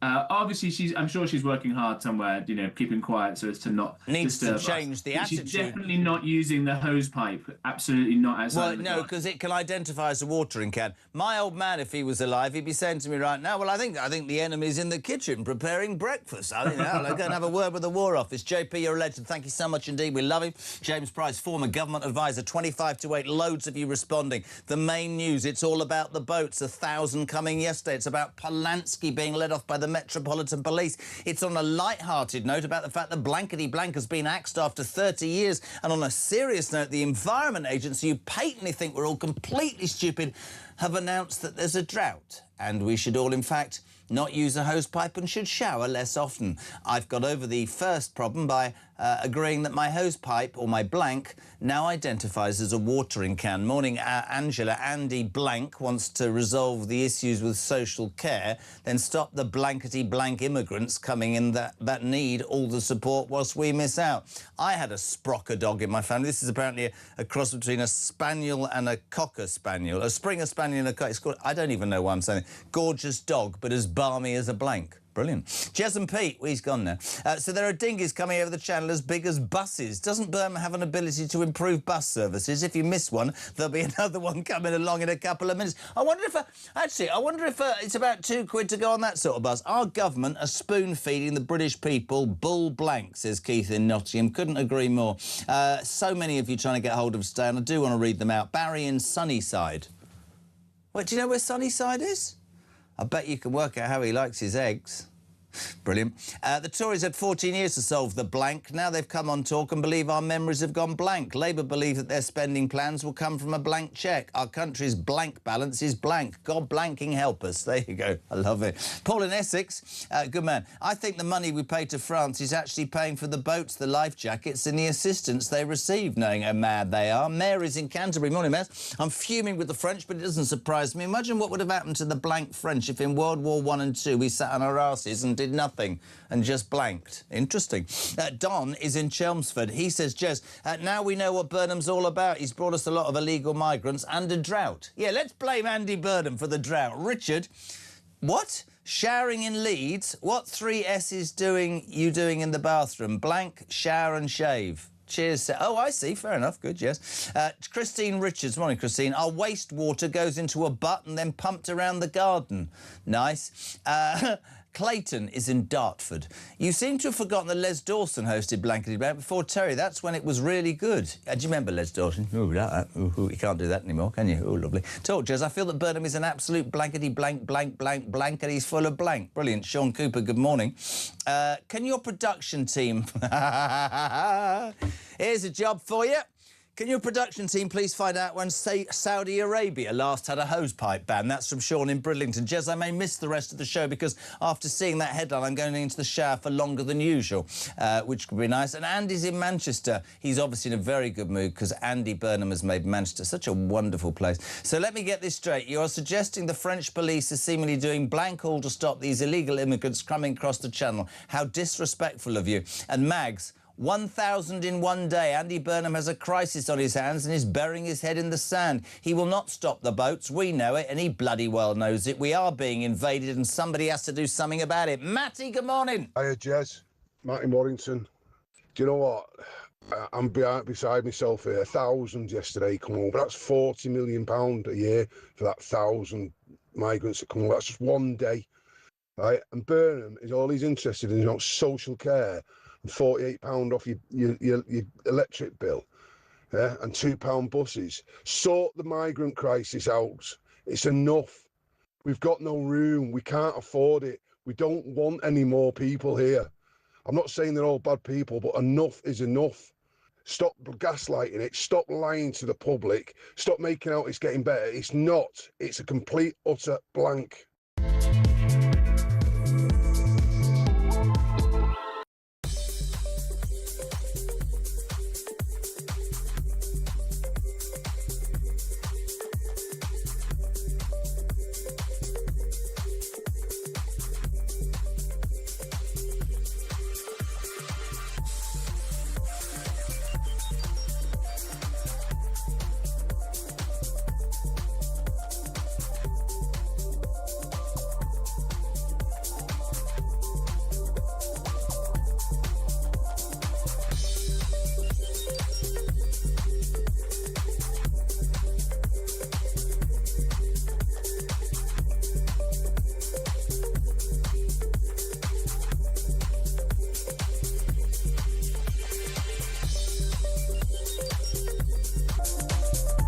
Across the UK, on DAB+, on YouTube, on your mobile, and on your side. This is Talk. 20 minutes to 8, we're live across the UK. This is Talk, the home of common sense. If you are tuning in, just so much in the news. A lot about the illegal migrant problem that Andy Burnham seems to be avoiding whilst making announcements left, right and centre. Of course, Donald Trump weighing in overnight, saying that he's warned Burnham that Britain is being killed by mass migration, accusing him of allowing people from all over the world to simply camp in the United Kingdom. Your thoughts on that? 0344 499 1000. Also, we found out this morning the Met Police have decided to take no action after the Green Party leader Zack Polanski shared a message appearing to depict Nigel Farage's execution via guillotine. A lot of you up in arms saying, is it one rule for one, one for the other? We obviously all believe in free speech, and it's a difficult one. And many people have used an analogy about Lucy Connolly. What Lucy Connolly said was completely unforgivable. but she went to jail. I don't understand, and so much now of what we hear and do seems to be governed by political correctness. And also, shockingly, if you are waking up or just tuning in this morning, the Eye tell us what many people already know. The Environment Agency, what a fine bunch of people are. They're paid hundreds of thousands of pounds a year to make decisions. They've decided to tell us there's a drought on, and we should indeed shower for shorter times, and we should not water our gardens. So I have, and I will keep repeating this, I would always adhere to government rules, but my hose pipe is now identifying as a watering can. 20 minutes to 8 o'clock. Let's get an update on what's going on, the conflicts that seem to be happening all across the world. Former fighter pilot, now military analyst. I see him everywhere. This man is just, I mean, what I've done for his career is unbelievable. Sean Bell, good morning. Morning, Jeremy. How are you this morning? You've never publicly thanked me for just setting you on the road to superstardom, have you, Bell, to be honest? You're a godsend. Thank you so much. I know you don't get political, and this isn't political, but I hope you haven't been watering your garden. No, but I literally do a fair bit of travelling, and it is quite disconcerting just seeing the green and pleasant land is no longer green and pleasant. But shocking news, there's a drought on, buddy. I mean, who knew? I mean, we've literally... we live in such a ridiculous world now. We want you all to know this. Of course there's a drought. It hasn't rained since bloody March. You're on a rant. Get off your rant. Get on to defence. Burnham yesterday, it's quite interesting. Burnham, who you know, again, has made a series of announcements and actually, in terms of optics, has done a good job. Failing to commit to 3% defence spending target, which shocked me a bit. Of course, he put in Wes Streeting as the Defence Secretary. This morning, they've said that they'll acknowledge the £8 billion+ for those nuclear deterrent submarines. But the defence thing's not going to go away, is it, Sean, to be fair? No, it's not, and I think, I mean, I do understand that it's difficult for the government. It's got difficult priorities. Burnham's pretty clear that his focus is on care. But overnight, you know, there's been another huge wave of strikes against key ballistic missiles. Also, as the war expands, Iran's fired a lot of ballistic missiles at Jordan. We have no ballistic missile defence in this country. And it should be a wake-up call that, you know, war is coming towards our shores. And the best way to deter war is to prepare for it. And quite frankly, we can't do it nationally. We have to do it as part of an alliance. We have to pay our way. And that's why this 3%, 3.5% has been there. And it's somewhat disappointing that the politicians don't seem to yet smell the coffee, and actually that's why it is disappointing that we've not committed yet. But there is a lot more money flowing into defence. The one thing I would say, Jeremy, is that, call me a cynic, but I'm a bit of grey haired here. The nuclear program's been around for decades now. This isn't new money. This is simply reinforcing the Dreadnought, our continuous at-sea deterrent, which will come in the sort of 2030s. That will create more jobs in the country and whatever.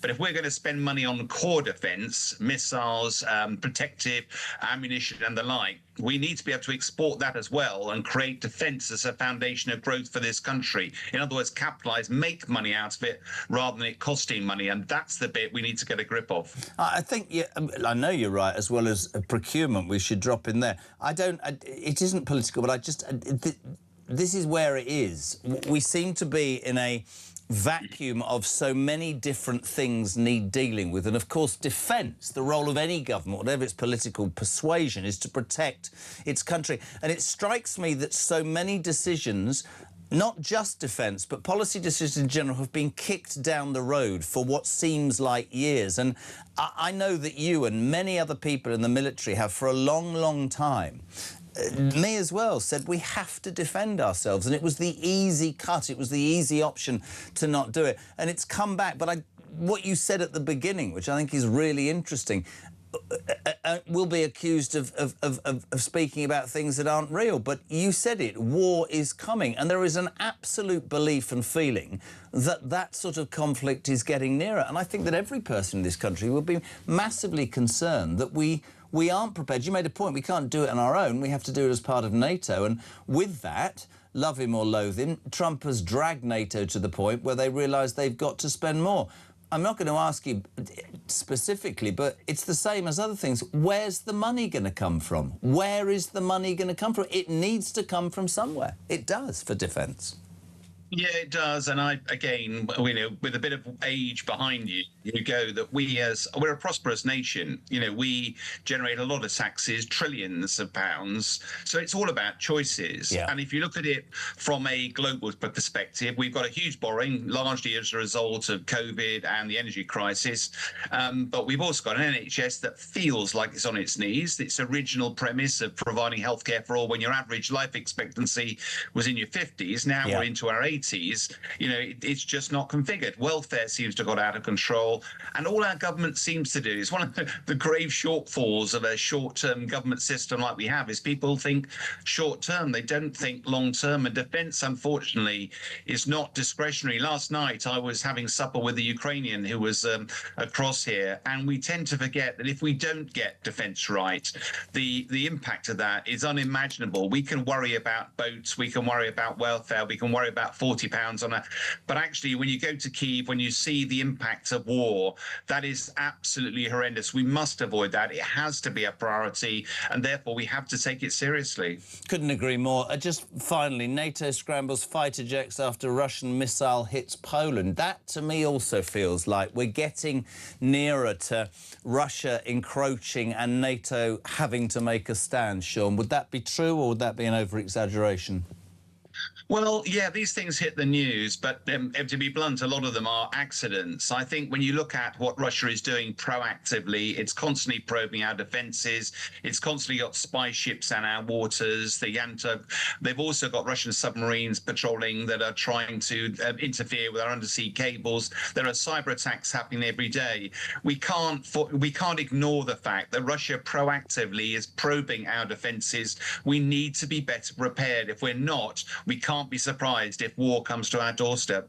Great to see you, my friend. Thank you, as ever. And as I say, I think as the man who created your media career, I should be getting a percentage of the huge amounts that you're now earning. Good man, we love you loads. Thanks so much indeed. Sean Bell, good man. 13 minutes to 8. We're live across the UK. This is Talk Breakfast, so we're talking boats, we're talking Polanski, we're talking defence, we're talking actually whatever you want to talk about. 0344 499 1000. Text to 87222. Jez, your videos of the French beaches. Do you think that anyone in government worries or even notices how many of us are blanked off with the people who are coming to this country? Because in my word, whatever anybody says, it is our invasion. Now, we have a new Prime Minister. It's day, is it 10 or 11?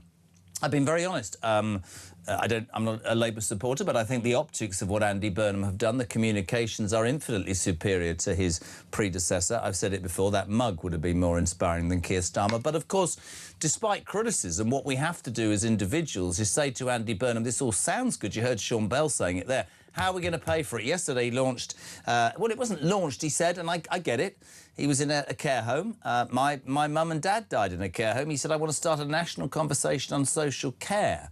Now, that's all well and good, because he's right when he says that successive politicians, governments, prime ministers have kicked the can down the road. But what is that conversation? He's got cross-party talks with the Tories and with the Liberal Democrats. When asked, would it be a tax rise, he won't say yes or no. Having a conversation is one thing. Finding an answer to something that is disgraceful is another. Let's say a very good morning to a member of the Health and Social Care Committee, Conservative MP for Farnham and Borden, Gregory Stafford. Good morning, Gregory. How are you? Morning, Jeremy. Very well, thanks. You? Good. This isn't a dig. No, it is actually. Not specifically at the Tory party, but he's right, Burnham, when he says it is an absolute national disgrace that nothing more has been done about social care. My dad died in a care home, right?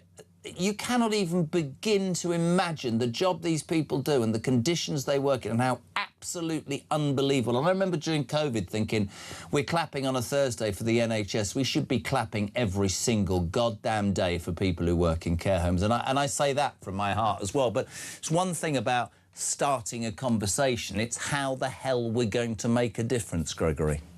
Well, you're absolutely right. And obviously, I welcome the sort of broadest outline of what Andy Burnham has set out. He's right that successive governments have not grasped this, and I think part of that has been down to lack of political will, but it's also an extraordinarily complex subject. And you talked about care homes, which are vital, but obviously social care extends way beyond care homes. And it also, when we talk about social care, we sort of think about old people in a home, but obviously extends all ages as well.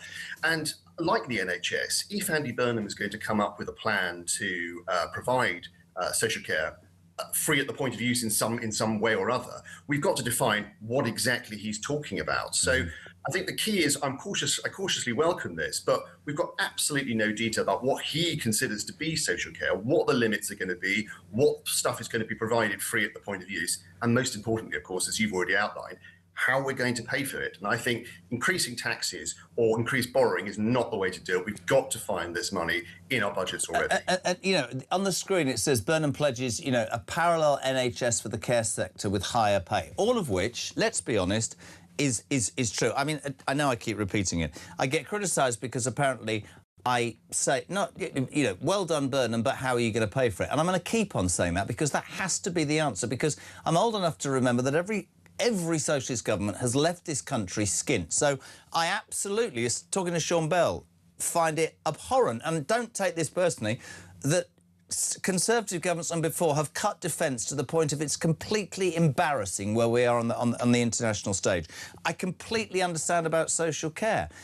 People say to me, it's going to have to be tax rises. I said, I mean, you're an MP, I'm nobody, but I said I could raise you 50 billion in a heartbeat. Explain to me when people are really, really struggling in social care, or just generally why we're giving £12 billion a year in foreign aid. I don't care what anybody tells me. Explain why we haven't already left the ECHR, because our country, 1,000 yesterday, is allowing unvetted people in. And more than that, they're giving them, out of this belief of fairness, more than you're giving your own indigenous population. Let's look at the welfare budget as well, Gregory. You know, this acknowledgement, finally, that there are hundreds of thousands of people gaming the system and we want the money back to spend on things that matter. Well, you're right, Jeremy, and you picked up the ECHR. The Conservatives have now a plan to leave the ECHR. But your wider point is absolutely right. There is vast amounts of money that is squandered, and in some cases, as you know, fiddled out of the system, even within the NHS budget, billions of pounds that are misallocated. And actually, I think if we had a hard-nosed look at our current budgets within what I would call the health and social care area, I think we could find the savings that could provide some of the payment for this. What I worry about is, and welfare as being another example, what I worry about is that looks like a tough decision, and the easiest decision that any government can make, and especially a socialist government, is to just put up taxes or to raise borrowing to pay for this. And that is going to be unacceptable because, one, it hits the people now. Two, if it's borrowing, it's going to hit our children and our grandchildren in the future. We've got to be able to do this within our current budgets. And therein encapsulates, I think, brilliantly the difference between the Tory ideology that I was brought up upon, that I feel somehow the Tory party had lost in the last few years, and I say that honestly, and a Labour. It's very good, Andy Burnham, and I mean this, to stand and talk about things that I haven't heard Starmer talk about. It's important to talk about defence and social care and all those things, but you have to be honest with people. The Tories talked about austerity and making cuts, trying to balance the books. That's how I was brought up with. But I believe there are massive savings if, and I thought you nailed it there, right? We need a conviction politician who's prepared to stand in front of the British people and say there's going to be some medicine. Do you remember Thatcher? There's going to be some medicine to take and you won't like the taste, but I promise you, if you do, in the long run, you'll be better off. And I don't see that, Gregory. I don't see that nowadays. You'll tell me Kemi has it, people will tell me Farage has it, people will tell me Burnham has it, but I don't mind being told it's going to be difficult. I just want to be listening to somebody say there's an end game here and that's how we're going to get there. Yeah, well, I think you are going to get that with Kemi. I hope that through the cross-party talks you're going to get it with Burnham, though obviously the jury's out. And of course, being new in post and without any parliamentary scrutiny, he can make all these announcements on all sorts of things without actually having to face the Commons and actually face the deep scrutiny. Hopefully we'll get that when we come back in September. But your wider point is right. I spent part of my career working in the NHS, and one of the things I thought was so clear was that politicians of all political parties weren't having an honest discussion with the public about how we fund, provide and deliver health and social care in this country. And I think if we want to achieve what Andy Burnham says he wants to achieve in this, we've got to have that honest and, as you say, difficult conversation with the public about how we're going to pay for this, because I think we are going to have to make savings elsewhere, because we can't have it through tax rises. And also we need to make sure that there isn't an unfairness. The people who have done the right thing, have saved for their retirement, have provided for themselves, and then suddenly to say to them, well, that doesn't matter because everything's going to have to be paid for through taxation that you're going to have to pay for. So we need to make sure that it's both costed, but it's fair for those people who've done the right thing already. And I think that's the point. I think we're getting to a point where the conversation, and I've always said to politicians, I think that we went through a stage where the British public weren't invested at all. I think they are invested far more. I think the silent majority have woken up very good because I think they look at their lives and the word that you just used, unfairness. And in the past, if you talked about, you know, illegal migration, if you talked in any way like that, you'd be accused of all sorts of things. I think British people are saying, look, we're not disingenuous, we do care, but I'm afraid right now, however much we care about, you know, do you remember that famous Donald Trump LGBTQ homes in Lesotho, wherever it is? I mean, the point is, British people would say to us in their droves now, we can care about other parts of the world, but we need to concentrate back at home. And whether that's a Tory government under Kemi Badenoch, a Labour government, whether Farage makes... it doesn't matter. It's just a case of having to be honest with the British people and take them on a journey that might be painful. And you'll tell them the good, the bad and the ugly. And I really feel we're like it. So I picked up on your point as well. I've only got a minute, but Burnham's got a free run at this for 6 weeks. It's not great that he doesn't have to answer in Parliament, is it? No, I think the fact that he dodged the questions and got his members of Parliament to cancel our debate in the last week of the parliamentary session, and indeed got the Labour peers and Lib Dem peers to vote against it in the House of Lords, which sat a week later, really gives the wrong look. And he didn't answer questions from journalists as well. In that press conference he did, it just gives the impression that he's a man who's not quite willing to have his ideas put up to scrutiny, and that may be because he's not confident in them, and maybe that he's not fully formed them. But even 6 weeks isn't a long time. He's got to turn up in the first week of September, and we as opposition parliamentarians are going to be challenging him. He's got to have the answers to some of these fundamental questions that you and I are asking at the moment. It's great to have you on, Gregory. Thank you so much indeed. Gregory Stafford, a Conservative for Farnham and Boredom and part of the Health and Social Care Committee. This is Talk Breakfast. 8 o'clock, Sarah Vine on the way next.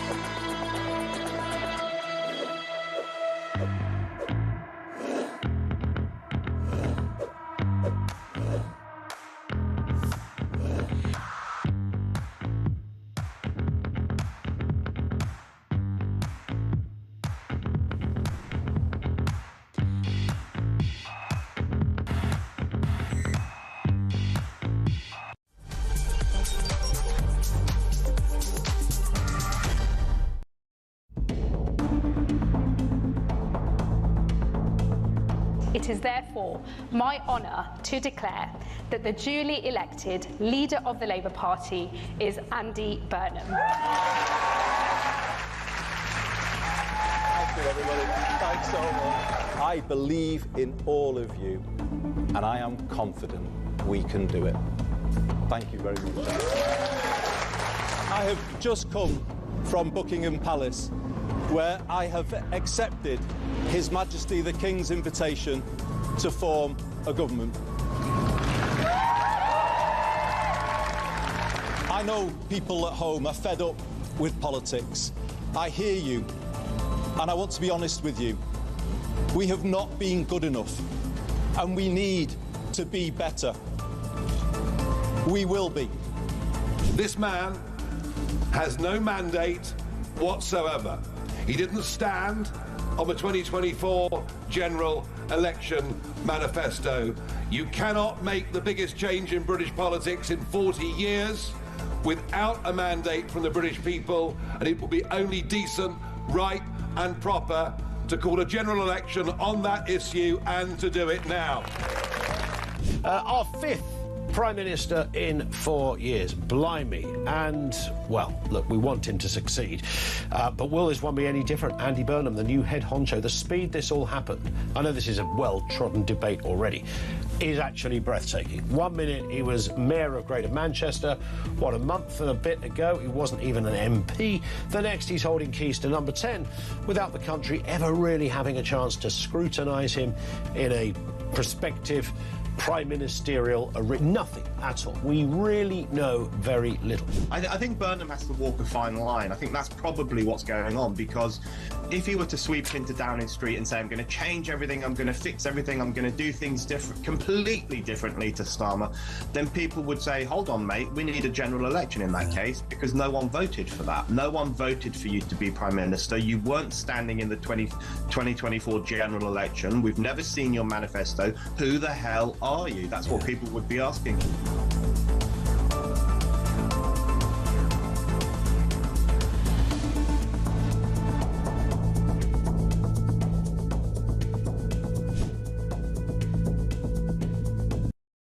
Across the UK, on DAB+, on YouTube, on your mobile, and on your side.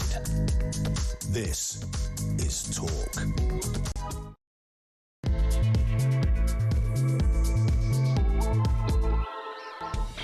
Welcome back or welcome along. Just gone 8 o'clock. We're live across the United Kingdom. It's Thursday, the 30th of July, and half of the United Kingdom's on holiday, but we're still at it. Listen, your views on the day's news are always welcome. And as ever, 0344 499 1000 for your calls and for your voice notes, and text to 87222. Where do I start? I start with every single front page. Andy Burnham yesterday decided to say, are dealing with the boats. It's working. Numbers are coming down. Well, they're not, Andy. That was a blatant lie. Still say your plans are working, Andy.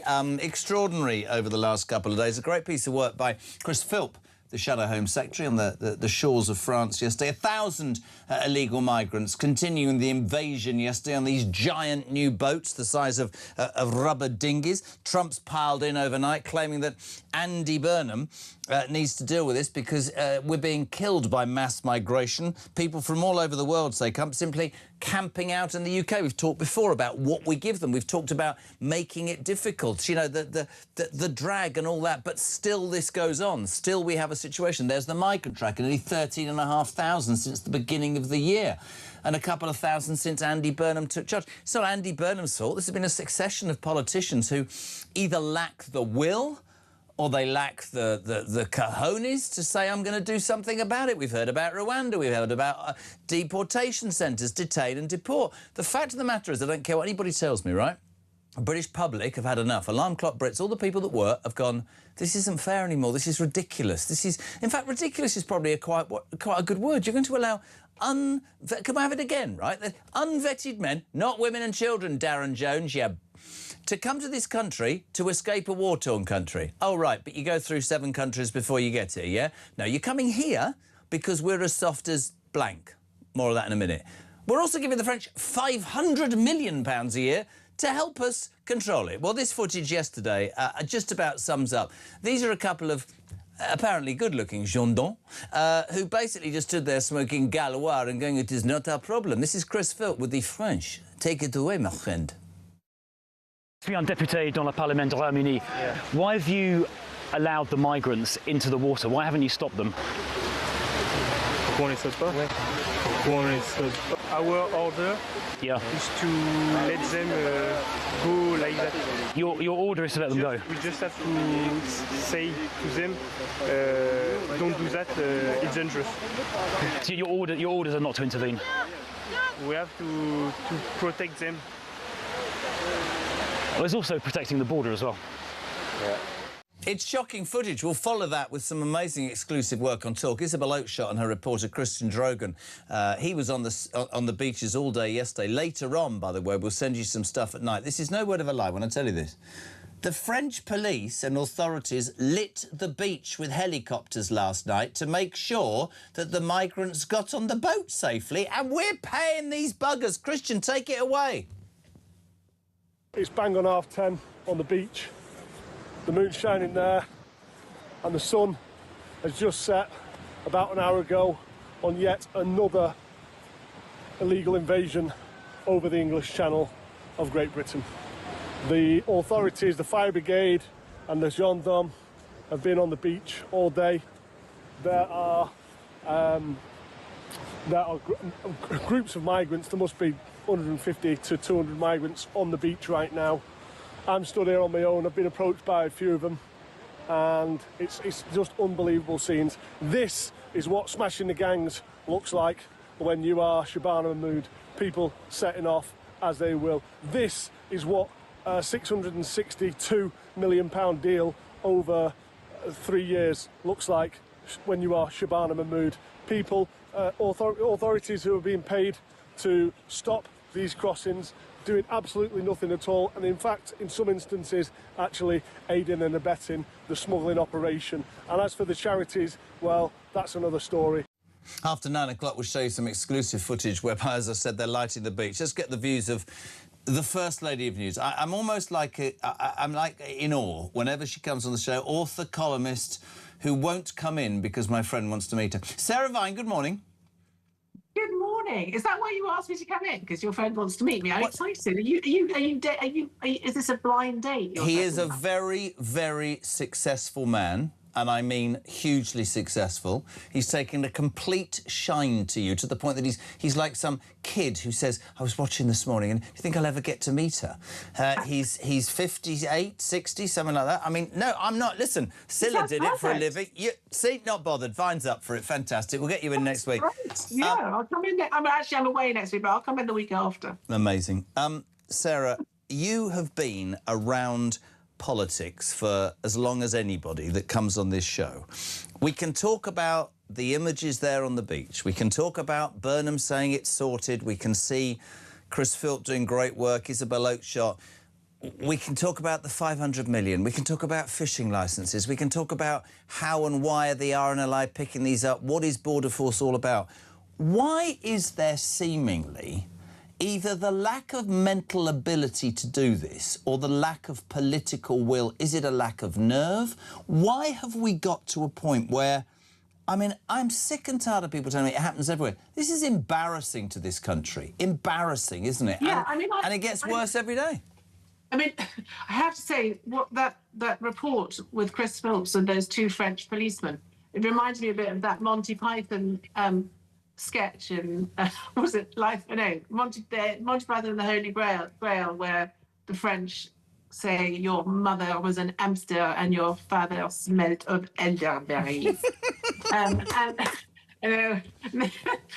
it's very similar. And the guy just sort of looking at him saying, well, I don't know what your problem is. And it is just, the French clearly don't care. They're very happy to take our money. The boats are getting bigger. The thing is, I wouldn't mind so much if it was women and children coming off these boats, because there are lots of countries in the world where women and children have a horrible time. Afghanistan, Iran, Sudan, all of There's 7 safe countries between us and these places, by the way. Why not stop there? Oh, well, I know, because we give them far more. It's a fact. Well, of course we do, and we don't. And we treat them with sort of dignity and respect, and we give them lots of help. And but that cohort of men that you see coming off the boat, you just think you're all young men of working age what are you doing? Why are you not what, as you say, why do you not get a job in the place that you arrive into? It's just.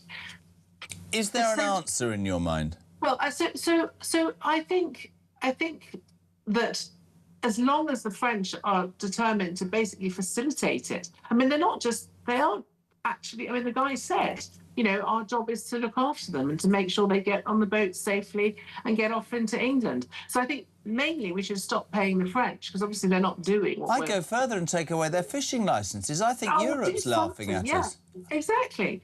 And I think that, you know, these I don't, and maybe some of those migrants coming on those boats are desperate, but most of them just look like they're coming here to, you know, take advantage of the system.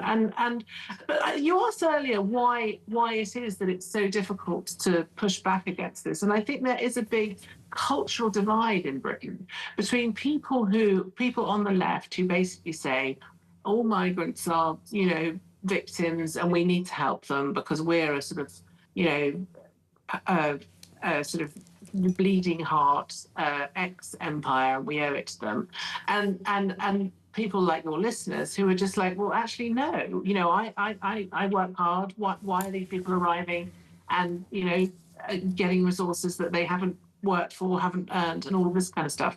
And I think the media generally is biased towards the first view, you know, which is that everyone's scared of being branded, I know, racist.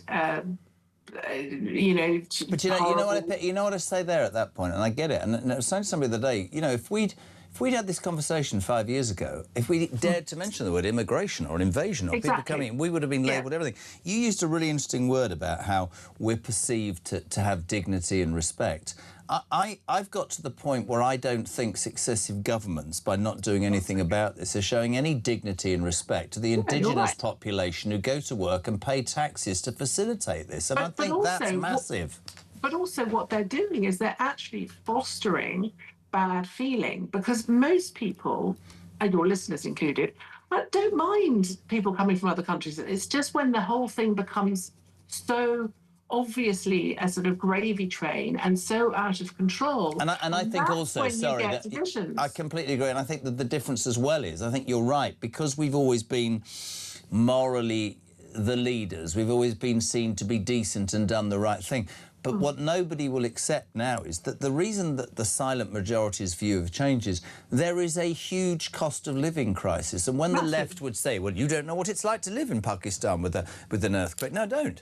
But if you tell people across this country who can barely pay their bills, it is not unfair for them to say, sorry, mate, I've sort of paid for that and I need a bit of help.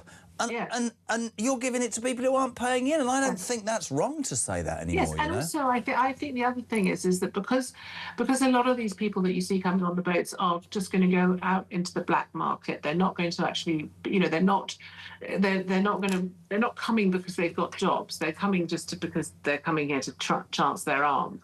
They're not integrating in a meaningful way into the population, and so again that fosters division. Because if you've got, like, I remember when I've moved now, but a few years ago I was living in a road, and the hotel at the end, which was a sort of, you know, a sort of 3-star hotel, was given over entirely to male asylum seekers. Yeah. And, you know, all the windows were all covered in newspapers, you know, and they would just, you know, and there were just groups of men of, you know, between ages of sort of, I'd say 18, 16, 17, 18, 24, who were just sitting around smoking all day long. They all had bicycles because they were all doing illegal delivery work, hanging out in the park, smoking weed.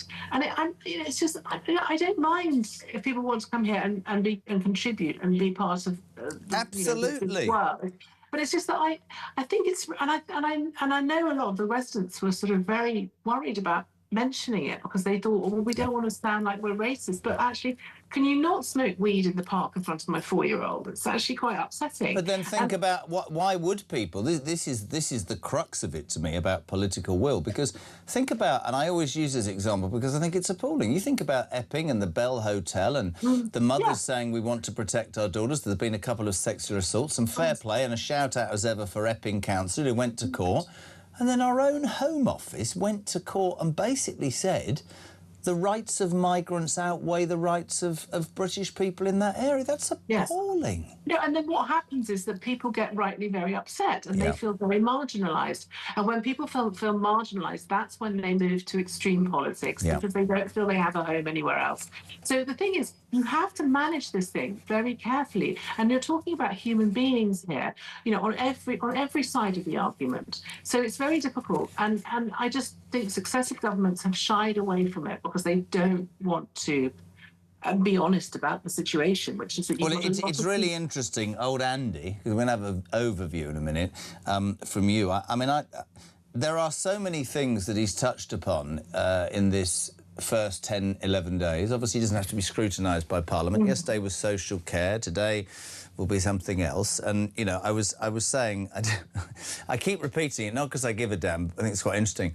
A certain presenter on a left-wing station has said that far-right Kyle, all he and his listeners and guests will do is spend their time not saying, well done, Burnham, for addressing these issues, but they'll say, how's it going to be paid for? Yes, I bloody well will, every single day, because I've lived through it. Yeah, I mean, our job is not to say well done. Our job is to drill down into the detail and say, okay, that's a good idea, but who's paying for it? How is it going to work? That's the job of the press. That's what we're, and you can't, and you can't say, oh, you know, stop being so mean to him. He's really nice, and you know, he's really handsome, and he's got nice clothes. I'm sure all of those things are true, but that doesn't mean to say that he doesn't have to be held accountable for his decisions. And for example, I'm very uncomfortable about this whole north-south divide thing that he seems to be fostering. I mean, it's just, you know, I don't understand it. Why are you trying to be so divisive? Why are you... Do you know what do you know what loads of my lot say? What about East and West then, Andy? And we did a programme last week on Manchester. I'm sure you did some things, but you didn't... It's not the shining jewel in the crown that you imagine it is, Manchester. And I lived there for 15 years. Yeah, and I just don't understand why he's doing that. That seems so strange to me. And anyway, so I think the point is our job is to hold him to account, and that's what we will do. And you know, if he has some successes, then great. And if he makes some mistakes, we also need to point that out. What do you make of the first 10 days? It's a lot of mood music, isn't it? It's a lot of sort of, it's all sort of vibey kind of, you know, I'm cool and I'm down with the kids. I thought, I have to say, I did think his kind of decision to basically populate TikTok with loads of videos of him rating posters and, you know, doing little skits, I find that quite puerile and irritating because you're the Prime Minister. I mean, I don't think you should have time to be racing AI posters on your TikTok feed, quite honestly. It frightens me that that's how, you know, and Reform have had success without the Tories as well. It frightens me that so much of political awareness is fostered that way. Have you seen they've advertised, I think, sort of 35 jobs for social media handlers for his department, for number 10. That's obviously the way they're going. And the thing about social media is that, you know, there's been a lot of criticism of it. We've just voted to ban it for under 16s. 2 seconds. Oh, that's an under 16. I've got to go. You go. We really appreciate it. Am I allowed to ask you one final question? Yes. How long do you spend in the shower? There's a water shortage. Oh, I have a terrible shower, about 3 seconds. And I get my dog to do the dishwasher pre-wash. I love you so much, Sarah Vine. See you in a couple of weeks. She's coming in. She's a lovely lady. It was a bizarre way to end a conversation, the showering thing, but this is because, my friends, away from talking about the boats and social care and everything, the front of the iPaper this morning points out something that none of us were aware of. The Environment Agency tells us there's a drought on. This might be something to do with the fact it hasn't rained for about 6 months, but they're saying take a shorter shower to save water in the drought and do not use a hose pipe. We're not condoning using a hose pipe. The fact mine now identifies as a watering can is completely irrelevant, but we want to know how long you take in the shower, and more importantly, are you a front or a backer, or do you turn yourself round? Morning, Phil. Good morning, Jeremy. Regarding the shower, it really depends how long it takes my wife to blank, which governs how long I spend in the shower. Regards, Phil. Brilliant. 8:20. We're live across the UK. 0344 499 1000. Jez, why can't we pick the bloody migrants up and take them back to France and drop them off on their beaches? That will give the gendarmes something to do with the £600 million we give them each and every year. Dave in Cardiff. Jez, how about any asylum seeker that holidays back to the country they are fleeing gets their right to remain or the visa revoked? Another bit of proof that they are not being persecuted. Jez, this is fantastic, by the way. I don't know whether Andrew is a genius or this has just come to him in a moment of... I don't know. Andrew says, I have a way to cure the migrant crisis and stop the boats and a way to deal with the drought problems and make sure that Britain isn't ruined by a lack of water or has fires. What's that? He says, let's just drain the English Channel. Which I think genius. He's utterly genius. We really got my next guest. We're going up market now. Good man. Doesn't like a drink. Conservative former MP, former Security Minister, my good friend, Mr. Tugendhat. Tom Tugendhat, how are you, my boy? Yeah, I'm well. How are you, buddy? I was just listening to you and Sarah Vine's pre-wash with the dog, and I was thinking, I know that. Sorry, you know how long Sarah Vine takes in the shower, Tugendhat? No. I was talking about she was talking about doing the pre-wash on the dishes with her dog. I was just laughing at it. Apparently, just before we get serious, we have been told by the Environment Agency, if we didn't know this, that there is indeed a drought on, Tom, which is interesting because January and March we couldn't drive down the roads because they were full of water. Yeah, my yellow lawn didn't tell me anything about that. No, really. I mean, come on. No. I've just been getting into a huge fight with Southeast Water, who I don't know if you know, around my patch. They have been the worst run water company in the UK. Well, maybe there's competition for that, but they've been absolutely appalling. And so bad, they finally fired their chief exec and they've got a new one in. And I was just showing the new one around various areas of the problems. And we have got such a problem in investing properly in the restoration of our pipes and our infrastructure. I mean, there you've nailed it. All I hear about, quite rightly to a degree, is these extraordinarily outrageous bonuses to chief executives when they're providing such a terrible service and huge bills. But, you know, when we get... Of course there's a drought. When we get told we can't use a hose pipe or we can't shower, or in January we're told we're under siege, we're going to be flooded out of our homes, we should also point out that the infrastructure, the piping, wastes billions of gallons every single hour and day, doesn't it? And that's also something that's never been highlighted. Look, it's a huge problem. And I was reading, I think it was in the Times, I'm going to get it wrong, but I think it was in the Times the other day, about, I think it was Severn Water, who invest an absolute fortune in this. And guess what? They don't have leaks and they don't have, they haven't had a hose pipe ban in years. Well, as if the two weren't connected. Come on. You know, this is getting ridiculous. You invest in the infrastructure in order to maintain it. Now, I know it costs money, and, you know, I'm very grateful that the water supplier in my area, Sutton and East Surrey, hasn't paid out a dividend in, I don't know, years, a long time, because they've been investing the money. OK, fine. Well, that's your job, mate. You know what I mean? It's not for us just to give you an idea, investment. TT, just to give you an idea that we are indeed broadcasting across the nation. I love this. Adam says, listen, you lot, it's absolutely raining buckets in Liverpool right now. So much for that. And Rob from Rainy Morecambe, it's lovely and cool here, and I'm sat watching the drizzle, wondering why this island that's surrounded by water is currently experiencing a bloody drought, which might well sum it up. Tom. Jeremy, the Kingdom of Kent has its own weather system, as you know very well. Good boy. Listen, you've again been around long enough to know that this issue about the boats is becoming like a chain round the neck. Front of the Sun today, on the day after Andy Burnham, the new PM, said our policies are working. A thousand a day, footage of gendarmes waving people through. We've got some exclusive footage later after 9. You won't believe what Isabel Oakeshot's got. They fly helicopters on the beach to light up the beach to make it easier for them to get on the boats to come to England. Tom, how did we get here, mate? So, look, first of all, I think Chris Philp's done a bloody good job in getting out there and pointing out that the gendarmes are doing nothing. I think as Shadow Home Secretary, he's done a fantastic national service in doing that. Secondly, it reminds me of, do you know when the last time the numbers came down? It's when we had the Rwanda scheme. Even the Irish Interior Minister said he didn't like the Rwanda scheme because it meant that people were going over from Northern Ireland to the Republic of Ireland in order to get away from the risk of being kicked out of the country. The threat was enough to bring the numbers down, and had we been able to get it into practice, it would have worked. The problem is we've now got this ridiculous sort of stop the gangs policy, which doesn't mean anything. It means absolutely nothing.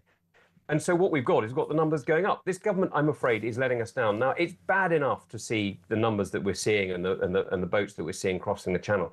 It's even worse when you read, as I was reading the other day, that the IRGC, the Islamic Revolutionary Guard Corps, the Iranian government sort of elite sort of special forces units and religious units are trying to smuggle people in order to cause harm to the UK. This is completely unacceptable and it must stop. Now, the way to do that is to make the crossings unaffordable. The way you do that is you make sure that people who come here can't stay. That was the whole point of the Rwanda scheme.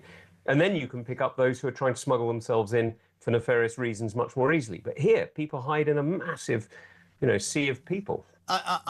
There's so many points to this that drive me utterly, utterly insane. I mean, we were saying earlier you heard to Sarah, 10 years ago, 5 years ago, you couldn't have mentioned this without being called every name under the sun. But I do actually fervently believe that your average hard-working Brit is fed up to the back teeth. And, you're right about Chris Philp. We had him on the show yesterday, and there were migrants hid in bushes. I can't...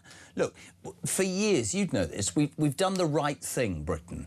But surely now is the time for politicians, if they've got the will, to admit that the right thing, really sorry, is to show that decency and that humility to its own indigenous population. Jeremy, let me just be clear. For years, I've been an advocate for international law in various different ways in our treaties. And I don't like leaving organisations where we have a say, but I think Kemi is right. The European Convention on Human Rights is no longer working for us. And when things no longer work for the British people, we must make decisions to make sure that we have the ability to respond. Now, it's not the fundamental rights, actually, funnily enough. The fundamental rights in the Convention are fine. It's the way they're being interpreted by judges who are not responsive to our Parliament. So we need to change the way in which they're being interpreted. Because the idea that somebody who turned up here yesterday has the right to a family life in the UK, for very odd reasons, over the right of a family in the UK to have the right to a family life when they're threatened or when they're being pressured or whatever it happens to be is ridiculous. Yeah. These are all balanced rights. Now, I understand that the balance may mean that life is harder if you come from Sudan or you come from Ethiopia or you come from somewhere in sub-Saharan Africa. I understand that, and I'm really sorry about it, and that's why we have charities, and that's why British people are incredibly generous. But the truth is, the role of the British state, the role of the British government is to protect the British people, and that's why I completely support Kemi. She is the only political leader at the moment setting out a real plan on how to deal with it and not just shouting about it. Well, I have to say, and you will know this, we're mates, I was really super critical when Kemi took over because for the first 6 months I heard absolutely jack. But it becomes increasingly apparent to anybody with a brain cell, however toxic in some people's minds the Tory brand still is, that there is a woman who actually has costed with her shadow cabinet and party and can actually talk about how these things would work, whether that's to be supported or not. I just wanted to ask you about the boats thing in particular. We all seem to have the feeling, whether it's a lack of will. Burnham, I'll ask you about him specifically, but he talked about cross-party talks on social care. Surely any Prime Minister with a conviction to do something about it would instigate cross-party talks about the boats crisis right now, wouldn't he? Well, he needs to first of all have cross-party talks, by which I mean across his own party talks about the boats, because the truth is the Labour Party don't agree with themselves on the boats. You've got some people like Jonathan Hinder and Mike Tapp who have been pretty clear that this is a real problem and needs to be dealt with.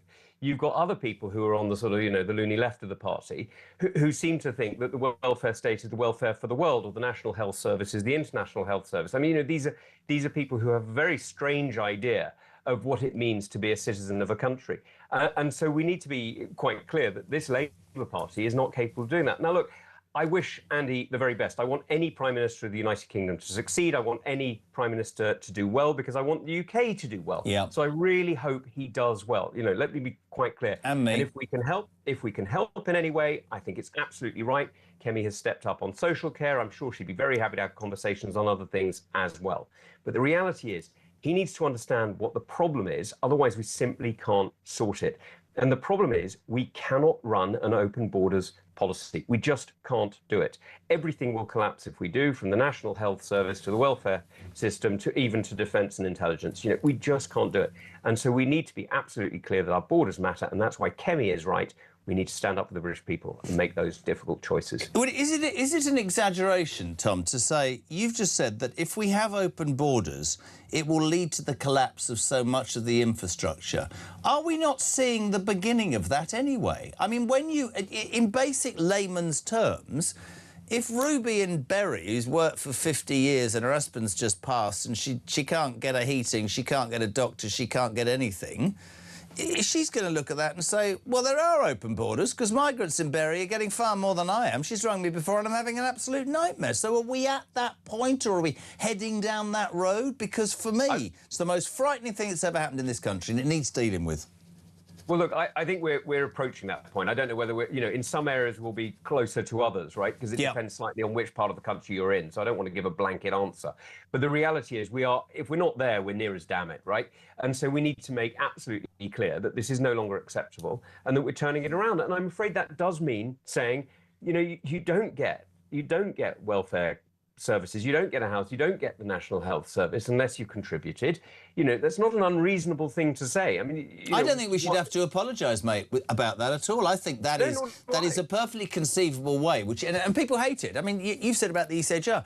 I've said this for weeks, and they look at me like I've landed from Mars. I'm afraid at this moment, charity has to begin at home. I don't understand, Tom, why we're still giving £12 billion a year to foreign aid. Now, I'm not against helping others, but right now, sorry, I'd have a little amount for disasters, but I'd be taking that back. Like, I'd be looking at the welfare state and saying, great concept, happy to pay into it. But until politicians stand in front of the British people and go, do you know what? There's 1 million or possibly more people gaming that system, and we are not going to wipe their backsides anymore because that money can be used in other areas. And to me, it's simple, but maybe I'm just not doing it. I don't know. No, Jeremy, you're right about you're right about that. But let me just correct you, because we're not spending 12 billion on foreign aid anymore. That number came down radically in the last couple of years of our government, when we were basically, we decided that we had to get it down in order to spend more money on defence and in order to spend more money at home. I thought Starmer agreed to double it back up to 11.9 the other day. Yeah, guess what? He didn't do it. I know. So it's going to shock you, but Starmer said something and then didn't do it. I know you're going to be really surprised by that. Yeah.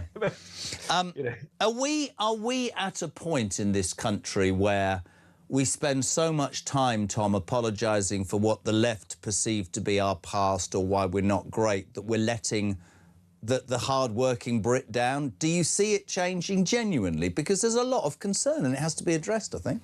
So, Jeremy, my biggest problem that I see in the country at the moment is that we don't believe in ourselves. I see a country, when I go around, I'm lucky enough to represent the best community in the whole country.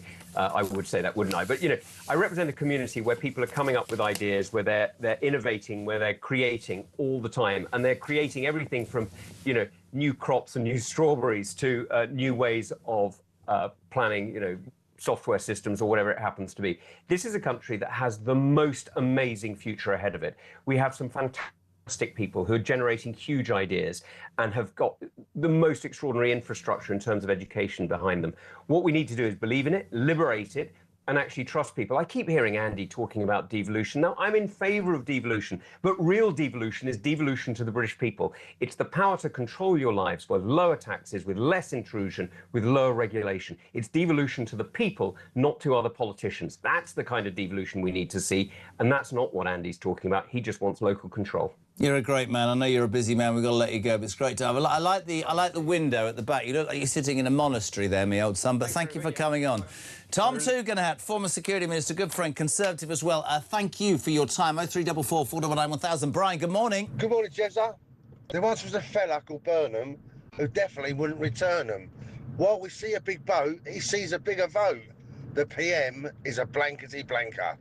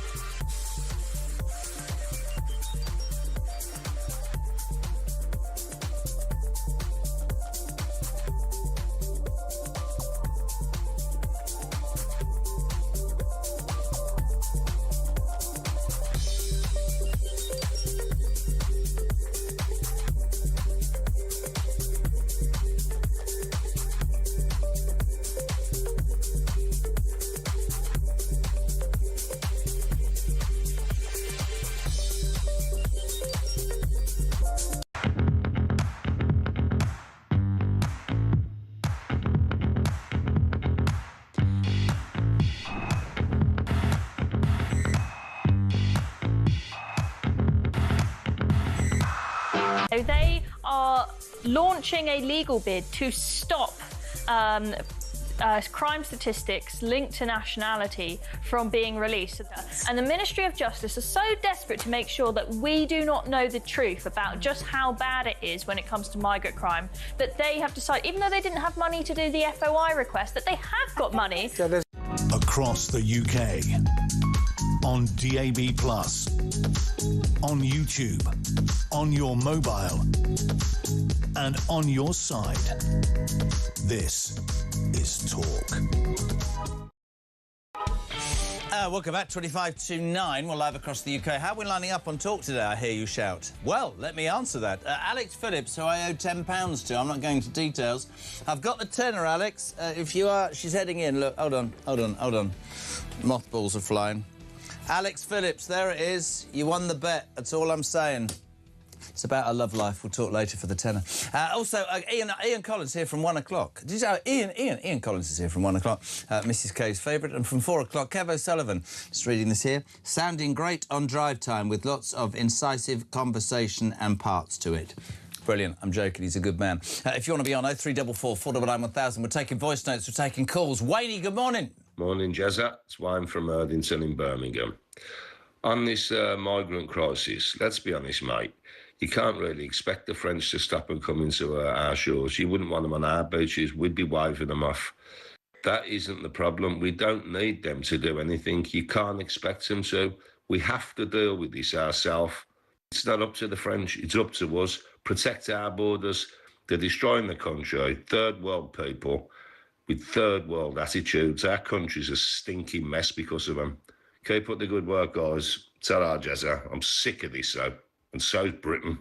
I just genuinely couldn't agree with Wayne more. And Sean Cooper, I'm sorry, Jez, but my patience has run out. Nobody should be allowed to come here for longer than a holiday unless they're going to earn upwards of 60 grand a year. Make dole scroungers do jobs and deny them benefits if they won't work. We've got to get tough. I'm calling for politicians to be tough. Jane, does anyone know the reason Zack Toothy Watson is being let off? I'm just completely livid. Looks like there isn't anything gets done that's sensible in this country anymore. This is a story that Zack Polanski, of course, been let off by the Met Police despite showing an image depicting Nigel Farage's, well, execution via guillotine. The Reform Party complained to the police. Remember Lucy Connolly? We don't condone her words. That was perceived as encouraging people to do things. Is this encouraging somebody to take out Nigel Farage? Some of you, some of us, believe it is, but apparently the Met Police... Is that two-tier? I'll make that. You can make this up.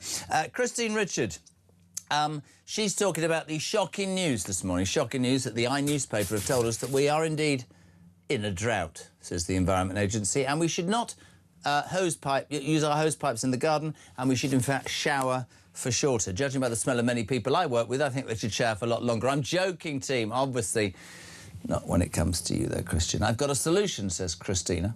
Or Christine, don't use the loo, go around the garden and blank on your plants. Using blank around your chickens stops the foxes stealing them. They don't like men's blank. Now, if you're wondering why she's used the word blank, it's because today is a very sad day, ladies and gentlemen. I think, Mark, let's pay homage if we could push the button. Blankety blank is no more. Blankety blank. Blankety blank. I always thought myself, hello there. Hello. Blankety blank. Blankety blank. Hello there and welcome to Blankety Blank. Let me ask you, Christian, as the #1 person, this morning, when you looked at your teacup, you dropped your blank in it. What's your answer? Tea bag. That was crap, wasn't it? Morning, Jez. What about this water shortage we have? Do you think it's not being helped by the extra thousands and thousands of visitors arriving daily on our shore? Yeah, Julia from Mansfield wants to blame the drought on the illegal migrants. I mean, I'm understanding the frustration. Dave says, oi, Kyle, it's raining in East Riding of Yorkshire. Well, I tell you, do you know what will happen? This is what will happen. This is how old I'm getting. When it rains, I'll say to Vic, it's good for the grass, that, isn't it? That's a real old-fashioned thing. Oh, that's good for me hydrangeas. Not that I know what a hydrangea is. Let's go to a man who was yesterday in the room when Andy Burnham made his social care announcement, a man who's scaled the heights of print media and has ended up on his arse talking to me most mornings. Tom Scotston, or even Scotston from The Sun. How are you, my friend?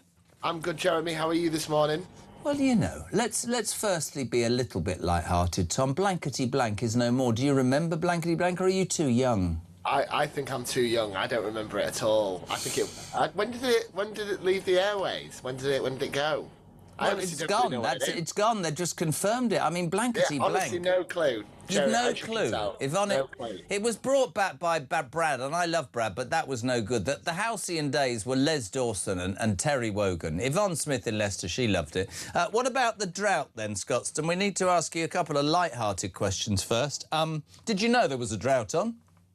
I mean, yeah, I guess anyone could have seen it. I mean, especially even being in London at the moment, a northerner being down south. I mean, you even speak to people in the northwest. I mean, that's known as like the rainiest part of the country, and it's bone dry. So, Also, yes, my producer's asking me, are you at mission control or have you got your aircon on? Oh, I've got my aircon on. Do you want me to turn it off? Yeah, please, because we can't hear you. That'd be great. Of course. It'll be 2 seconds. Don't worry, you disappear off and we'll talk to your open wardrobe. Look, there's his open wardrobe. What have we got in the wardrobe? A couple of jackets, some suits. We've got a couple of pictures there. Plastic bag on top, dirty washing. Oh, he's back. There we go. It's like the generation game on your thing. And also, because there's a shower, because there's a drought, two very important questions. Do you have any grass? No, so I just have a balcony. So, yeah, it's a classic London flat where we're cooped up. Because I've been saying that people shouldn't use a hosepipe. I'd never condone it, but mine, in fact, is re-identified as a watering can, so the authorities can sod off. How long do you take in the shower, Tom? I'd say I'm probably long shower, about 4 or 5 minutes. Is that quite a long time? You're only allowed 30 seconds under this government now. There's not enough water. You've got to do front, back and the sides in 3 seconds, otherwise you're going to be fined and probably put in... Don't talk about underneath. Right, Scotstoun, let's talk about it. Yesterday, Burnham. Let's not start with boats. Let's start with the social care announcement. He picked sorry, I'm going to be accused of being... He picked a care home where a resident didn't know who the hell he was. Have you seen this footage? This is... That's brilliant. I've got to play this. This bloke's been on this earth. He's so switched on. And watch this. He says, hello, I'm the new Prime Minister. This bloke was nailed on. Have a watch. Nice to meet you. I'm Andy. I'm Andy. Andrew? Yes, that's it, yeah. You are the local candidate, are you? Oh, not... I was a local candidate. I had a by-election a few weeks ago, but no, I'm now the Prime Minister. You what? He's the Prime Minister. Well, a new one. Another one. But I keep changing every time. I know. I feel like that's what most MPs are like. It's a new one. How long's this one been here? That's a brilliant clip. What was it like with him yesterday with the social care announcement, Tom? You know what, I actually thought, to give him his credit, I thought it's probably his best speech so far. I thought it's clearly an issue that Burnham's very passionate about. Yep. One that, you know, he's cared about for a long time. You know, the detail remains to be said. Is it going to be tax rises? Is it going to be some sort of a kind of pay later after a loved one has died? But kind of like the passion and the raw emotion and like the kind of the willingness to really burn any political capital he's got. I was very impressed. And yeah, you could tell that he was kind of trying to wear his heart on his sleeve. And I know it's obviously, you know, weathered Westminster hacks. It could be quite twee and cringe-inducing to some, but I think to the general public, I think they'll enjoy that. I absolutely get that. You're a political journalist, and I know that it's essentially, and this sounds awfully cynical, a game. He's been very lucky to be given 6 weeks without any scrutiny in Parliament. And the irony of that, of course, is that his team wanted Starmer to stay across the summer so he could plan. But actually, he's ended up on the hoof, being able to make these nice announcements of giving sweets out without having to be scrutinised with the detail. That's all well and good, but I do see our job. I don't know if you disagree. I hope you do, really. But he did criticise the media over speculating about his policies, and to many on the, you know, the centre and the right would say, hold on a minute, Burnham, you are avoiding serious interviews. You've been on This Morning and done Gary Lineker's podcast, but, you know, and Kunzberg was going to blow smoke where the sun don't shine. But the truth of the matter is, surely our job is to say to the British people, we need to explain to you where the money's coming from. And that, until he fronts that out, and he might get it right, maybe he's thinking about it, but people will keep asking questions, won't they, Tom? Yeah, no, I agree. I think the problem is, I think we spoke about this recently, is that kind of the temptation now is when the Prime Minister's riding high, journalists kind of crowd towards the centre and try and kind of butter up whoever's the leader, whereas now is the most important time to scrutinise, find the plans. And yeah, I mean, taking a shot at the media is an easy target. I mean, we've seen Trump do it in the States. You know, there's one thing that the public sometimes don't like more than politicians, it's the media. But it's all well and good taking a shot at them. The Prime Minister's words are incredibly important. And if he strays on a different detail, like the comments he made on a sister dying yesterday, any potential plans he makes, that's incredibly important. That's market moving. And I don't think he can criticise us for really picking up on, you know, it's not semantics. These are really important things, especially for the future. Listen, we've all got a view of the media, and I probably more than anybody, either listening today or working back there. I had my moment with the media, and it ain't nice, right? But this is absolutely what the media should be doing, right and left, although the left... I mean, I think it is our duty to be saying... Every politician that I've spoken to, you take Tom Tugendhat just then, said the same thing. We want Andy to work because we want the United Kingdom to work. I said that every day for 10 days. But I absolutely see it as my duty to say to the British people who perhaps don't remember the Labour governments that I do, which end up spending all the money in raising taxes or going cap in hand to the IMF so that inflation goes to 30%. It might sound good, but we need to work out how you're going to do it. So when I look at him on screen there, I actually genuinely buy his sentiment. I heard about his dad. Both of my parents died of dementia. I thought, bloody brilliant. But I also need to know how you're going to buy warships. I also need to know how you're going to agree to the 3% in NATO, which he said he wasn't into yesterday. I want to know how you're going to get more, men and women in the police force on the streets. There's so much to do, and I'm sure he's doing it in his own way. But I think it's absolutely essential that we ask where the money's coming from and repeatedly do it, again and again. Yeah, I mean, as you said, Jeremy, our job isn't to cheerlead. If we wanted to do that, we'd become special advisors and we'd go into Downing Street. And if you're not going to do that, then especially we're going to be in the media, we need to find out where the money's going to come from. You know, is it going to be raising taxes or is it going to be spending cuts? I think there's a real appetite for spending cuts at the moment. I really do think, particularly in the country, even across Westminster, to pay for defence, social care. But I tell you whether I don't know whether the Labour Party will buy this. I tell you, from my point of view, with listeners and callers, the appetite is to look at the two areas that to many in this country seem very unfair, which is a bloated welfare benefits bill, and to finally get a Labour politician to stand up and say, yeah, there are people gaming the system. Let's be honest. Let's just give it for what it is. There are people taking the what's it, and that's meaning genuine people and other things aren't paid for. And we have to look again. Tom did an agreement. We have to look in a foreign budget, foreign aid budget. Keir Starmer was doubling it to £11 million a year. Have £1 million as a trust fund for emergencies, but there's 10 million. I bet I could find 30 or 40 million off the welfare benefits bill. Those pennies, that money, could build prisons. It could build warships. It's beyond me. But listen, I genuinely wish him luck. The other big story on the front of your brilliant paper, The Sun, today, is the French admit waving migrants through. 1,000 arrive in a day. Burnham, of course, Tom said, our policy's working. It's not, is it? Nobody's policy's worked. No, and I was asked this yesterday, and you look at that picture, which I think is really vivid on the front page of The Sun. I mean, how many women can you spot now? I think I could spot one or two. I think this is going to be the thing that is incredibly angry. I think not just, for people who would normally vote Conservative or Reform, but across the board.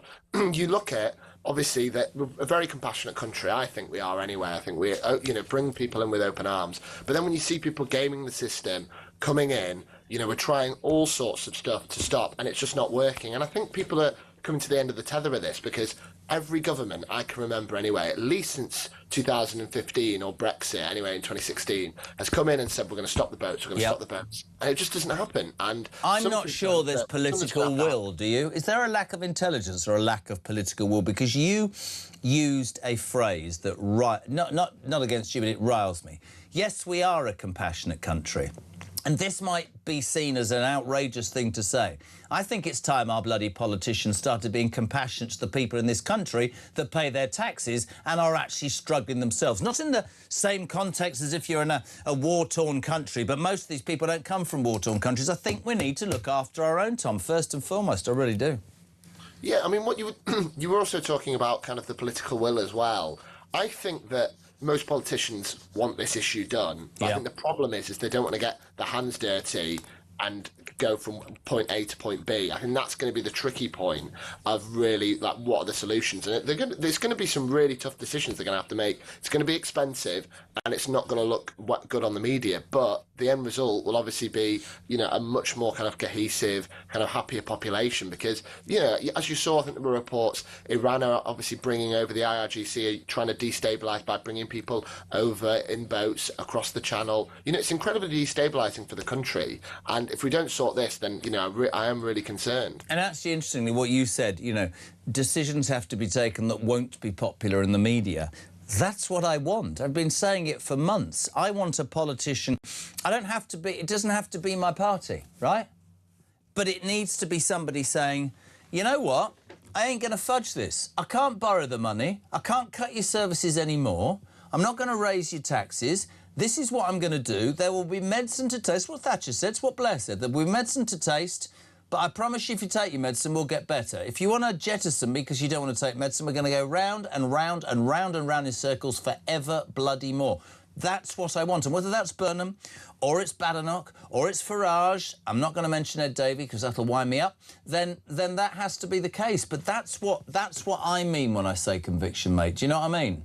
100%, yeah, and we do need that because, again, as you said, like the last two kind of generational politicians, Thatcher and Blair. I mean, Blair left office now 20 years ago, and since then it's just been a merry-go-round of 3 years here, 3 years there, and we're not going to have any long. Blair and Thatcher both forced out, actually, ultimately after 11 years, almost exactly the same time, because the courage of their conviction. I mean, I remember reading something about Thatcher. You're too young, right? In '83, she was saying if you allow people in to stay, it's going to be international chaos. She was 40 years ahead of her time.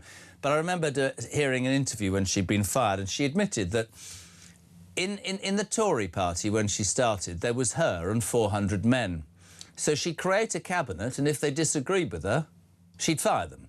And at the end of 11 years, in the room were 400 Tory MPs, all of whom had been fired, and her, and it was time to go. But what she'd done for 11 years, just like Blair, was say, there's my plan, and you might like it or you might not, but if you vote for it, trust me, I'm going to bloody well implement it. And I thought that is what we've lacked. Is Andy Burnham that person? I don't know. It's not for me to say he is or he isn't. I don't know, but that's what we need.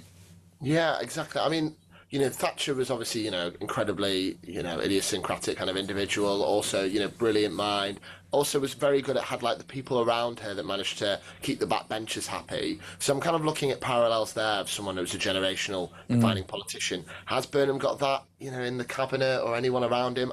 I'm not too sure. But I guess, you know, it's difficult to tell those characters at the time. Whereas, you know, you look at the big beasts in the 80s and even the noughties and Thatcher and Blair's cabinet. I mean, did we know that they were great minds then? Maybe we did, I don't know. But, yeah, time will tell. Obviously, I've got to try and be optimistic. But again, we've got to find out where is this money coming from for all these big plans. Mate, great to have you on and great to look around your wardrobe. The amazing Tom Scottson, political correspondent for The Sun. Thank you, my friend. 8 minutes to 9. Morning, Dan. Morning, JK. It's Dan from Kent. Here's a thought to the Home Office, gaslighting us with an utter ball blank. If we started importing a new apple from a foreign land, on the outside it looked good, yep, it tasted nice, but then some of those apples were killing us, making us sick, but we had no way of knowing what apple was bad, what would we do? We'd stop importing them. Well, the same should be done with illegal immigration. We don't know who they are. And this tosh that they've stopped thousands of crossings, the only thing that stops a crossing is the weather. That's it. We just have to hope that we have a bit of rain or wind. Utter blank show. Dan, what I love about Dan is he encapsulates the audience of the Jeremy Kyle Breakfast Show. Honest, open, and not cerebrally brilliant. But I like the analogy between apples and migrants, honestly. Rotten to the core, as it would not were, but I bless him. We're back in a minute. I love that. I'm going to have a...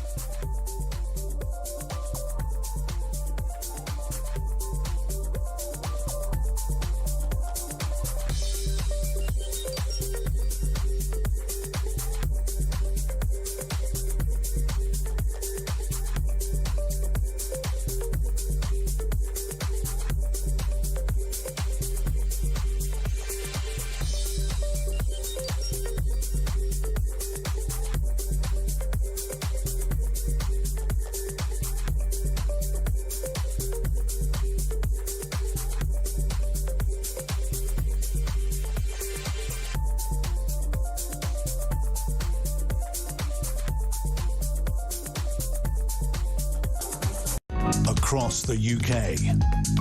On DAB+, on YouTube, on your mobile, and on your side.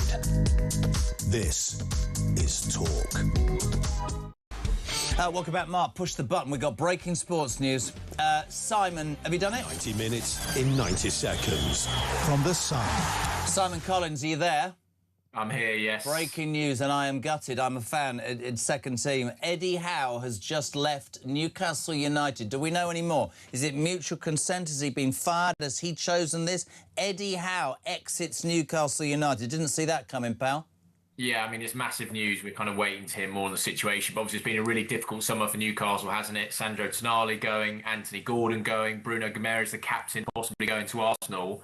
And now the manager's gone when we're 3 weeks out from the start of the season. So huge questions about the project at Newcastle, I think, right now. I'm going to stick my neck on the line. My best friends in the world are all Geordies. They've got boxes at St James's Park. It's the best place to go. Eddie Howe was a phenomenal success. I cannot, in my mind, imagine that Newcastle have let him go. I suspect, having sold all those people, has he been tapped up? I'll stick my neck on the line. We ain't going to get Guardiola. He should, without any shadow of a doubt, be the next England manager by a merry mile, Eddie Howe, shouldn't he? I think he'll definitely be in contention. If you look at what he did with Newcastle, finally ending that wait for a trophy, I think he's the standout English manager, if that's what you're going for right now. And maybe he takes a break. He takes some time to reconsider his options, and if Tuchel does the next 2 years in the Euros, Eddie Howe, refreshed after a break, could be the perfect man for him. I think he's too good. Also, quickly, my friend, UEFA to hold emergency meeting today as that madman Infantino tries to flog stakes in the World Cup. Wow. Yeah, I mean, this is a crazy story, isn't it? Infantino's latest radical plan, and I think UEFA are the ones sort of leading the charge against it, and the trump card they've got is probably boycotting that next World Cup, because otherwise, you look at Infantino and the stranglehold he's got, how else do you stop them doing it? So, yeah, UEFA meeting this afternoon and they'll discuss the proposals. Everything you need today in Sunsport. Simon Collins, thank you very much indeed. Reporter from Sunsport. Just to repeat that breaking news, I'll find out more during the break with Robbie and Gray. But Newcastle boss Eddie Howe, sensationally, breaking news in the last 10 minutes, has left Newcastle United. We don't know whether he's pushed or left by mutual consent. We'll keep you updated. We've got the news at 9. We're coming back with that amazing footage, courtesy of Isabel Oakeshott. We've got Jack Elsom. It's all on the other side of the news at 9, which is next on Talk.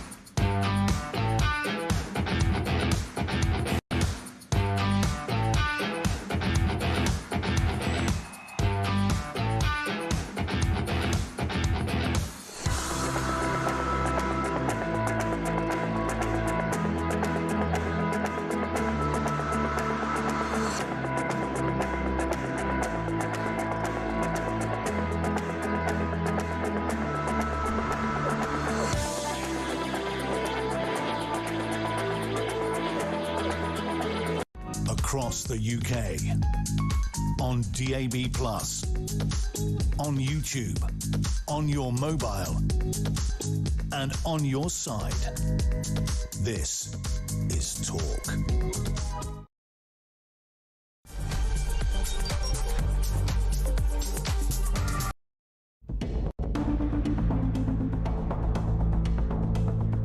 It is therefore my honour to declare that the duly elected leader of the Labour Party is Andy Burnham.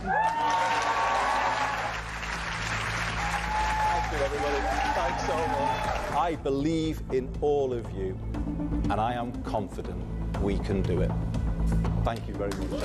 I have just come from Buckingham Palace, where I have accepted His Majesty the King's invitation to form a government. I know people at home are fed up with politics. I hear you, and I want to be honest with you.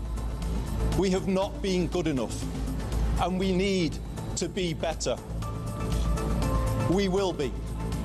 This man has no mandate whatsoever.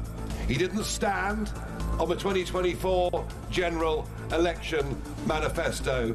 You cannot make the biggest change in British politics in 40 years without a mandate from the British people, and it will be only decent, right and proper to call a general election on that issue and to do it now. Our fifth Prime Minister in 4 years. Blimey. And, well, look, we want him to succeed. But will this one be any different? Andy Burnham, the new head honcho, the speed this all happened, I know this is a well-trodden debate already, is actually breathtaking. 1 minute he was Mayor of Greater Manchester. What, a month and a bit ago he wasn't even an MP. The next he's holding keys to number 10 without the country ever really having a chance to scrutinise him in a prospective prime ministerial nothing at all. We really know very little. I think Burnham has to walk a fine line. I think that's probably what's going on, because if he were to sweep into Downing Street and say, I'm going to change everything, I'm going to fix everything, I'm going to do things completely differently to Starmer, then people would say, hold on, mate, we need a general election in that case, because no one voted for that. No one voted for you to be Prime Minister. You weren't standing in the 2024 general election. We've never seen your manifesto. Who the hell are you? That's what people would be asking.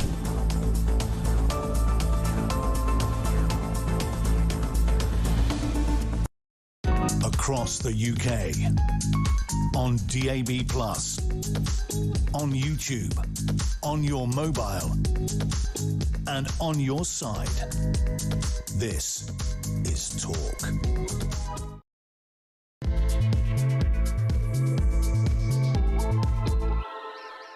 Right, welcome back. Before we get into it, everything political. We've got Jack Elson, we've got the amazing Isabel Oakeshott as well with that footage. Just to repeat that breaking news, it was a big news story sports-wise before the break. Eddie Howe, who's brought more success to Newcastle United, really, than any manager probably post-war, including Bobby Robson, all of them, has left Newcastle United. I just spoke to a really good friend of mine, Robbie, and they lost last night 4-1 to Bristol City, and he said, with a full-strength team, were thumped by a championship team. He said they're devastated, they've sold all the jewels in the crown, and probably Eddie Howe, after 5 years, has gone, you're going to sell Gomes, you're going to sell Gordon, you're going to sell Tonali. I can't compete at this level, and maybe it's better I walk away. If that man is not snapped up in a heartbeat by any team, the man is an amazing manager, and the Newcastle fans will remember that. But difficult times up north. Morning, George. Morning, Jeremy. Hope you're having a good show. George from Leicester. So, these wildfires, and that's a bit off topic, you know, when you hear about all the environmentalists and the green lobbyists not building on land that's like green belted and all of the other areas in the United Kingdom, and this applies to France as well.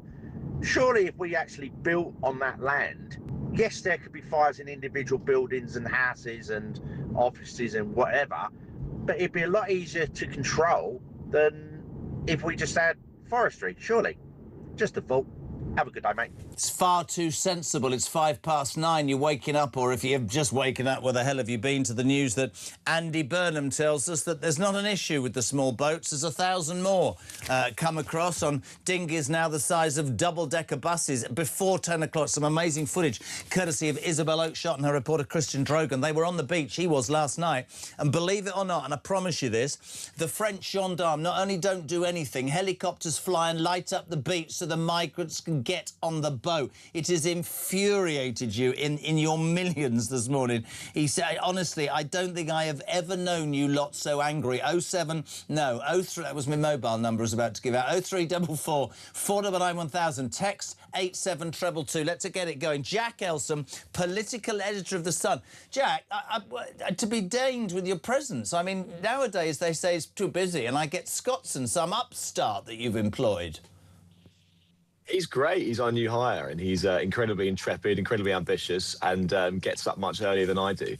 But no, pleased to be here with you today. It's just been, I tell you what, the first few weeks of the Andy Burnham Premiership have been incredibly busy, not least because there's been successive announcement after announcement, but also because there's lots to unravel and unpick in those announcements. It feels like weeks, my friend, but it's 11 days. There's a great text to kick this bit up from Rob Lane. Burnham gives you the sweets, but doesn't tell you the flavour or what you're going to have to pay for them. His policies are like polos. Ultimately, you'll discover the holes.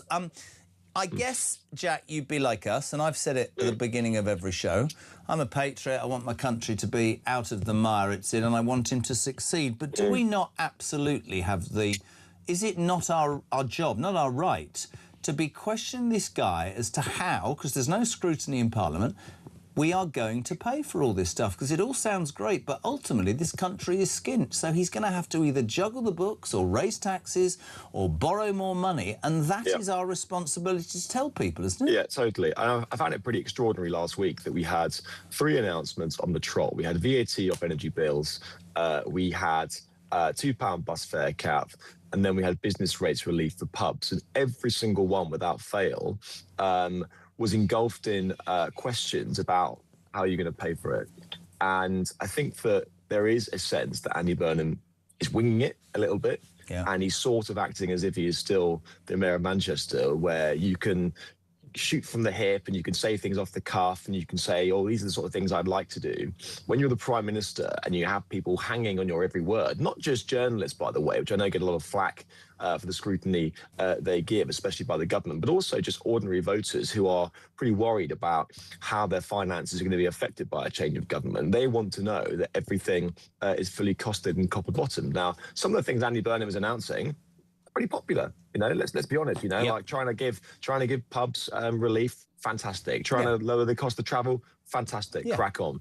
But you also, but you have to balance the great feel good factor with also the legwork behind the scenes to make sure everything adds up. And you can't have one without the other. And that, I think, in the moment is where this government might be falling short a little bit. It's really interesting as well, because I know we talked about this before.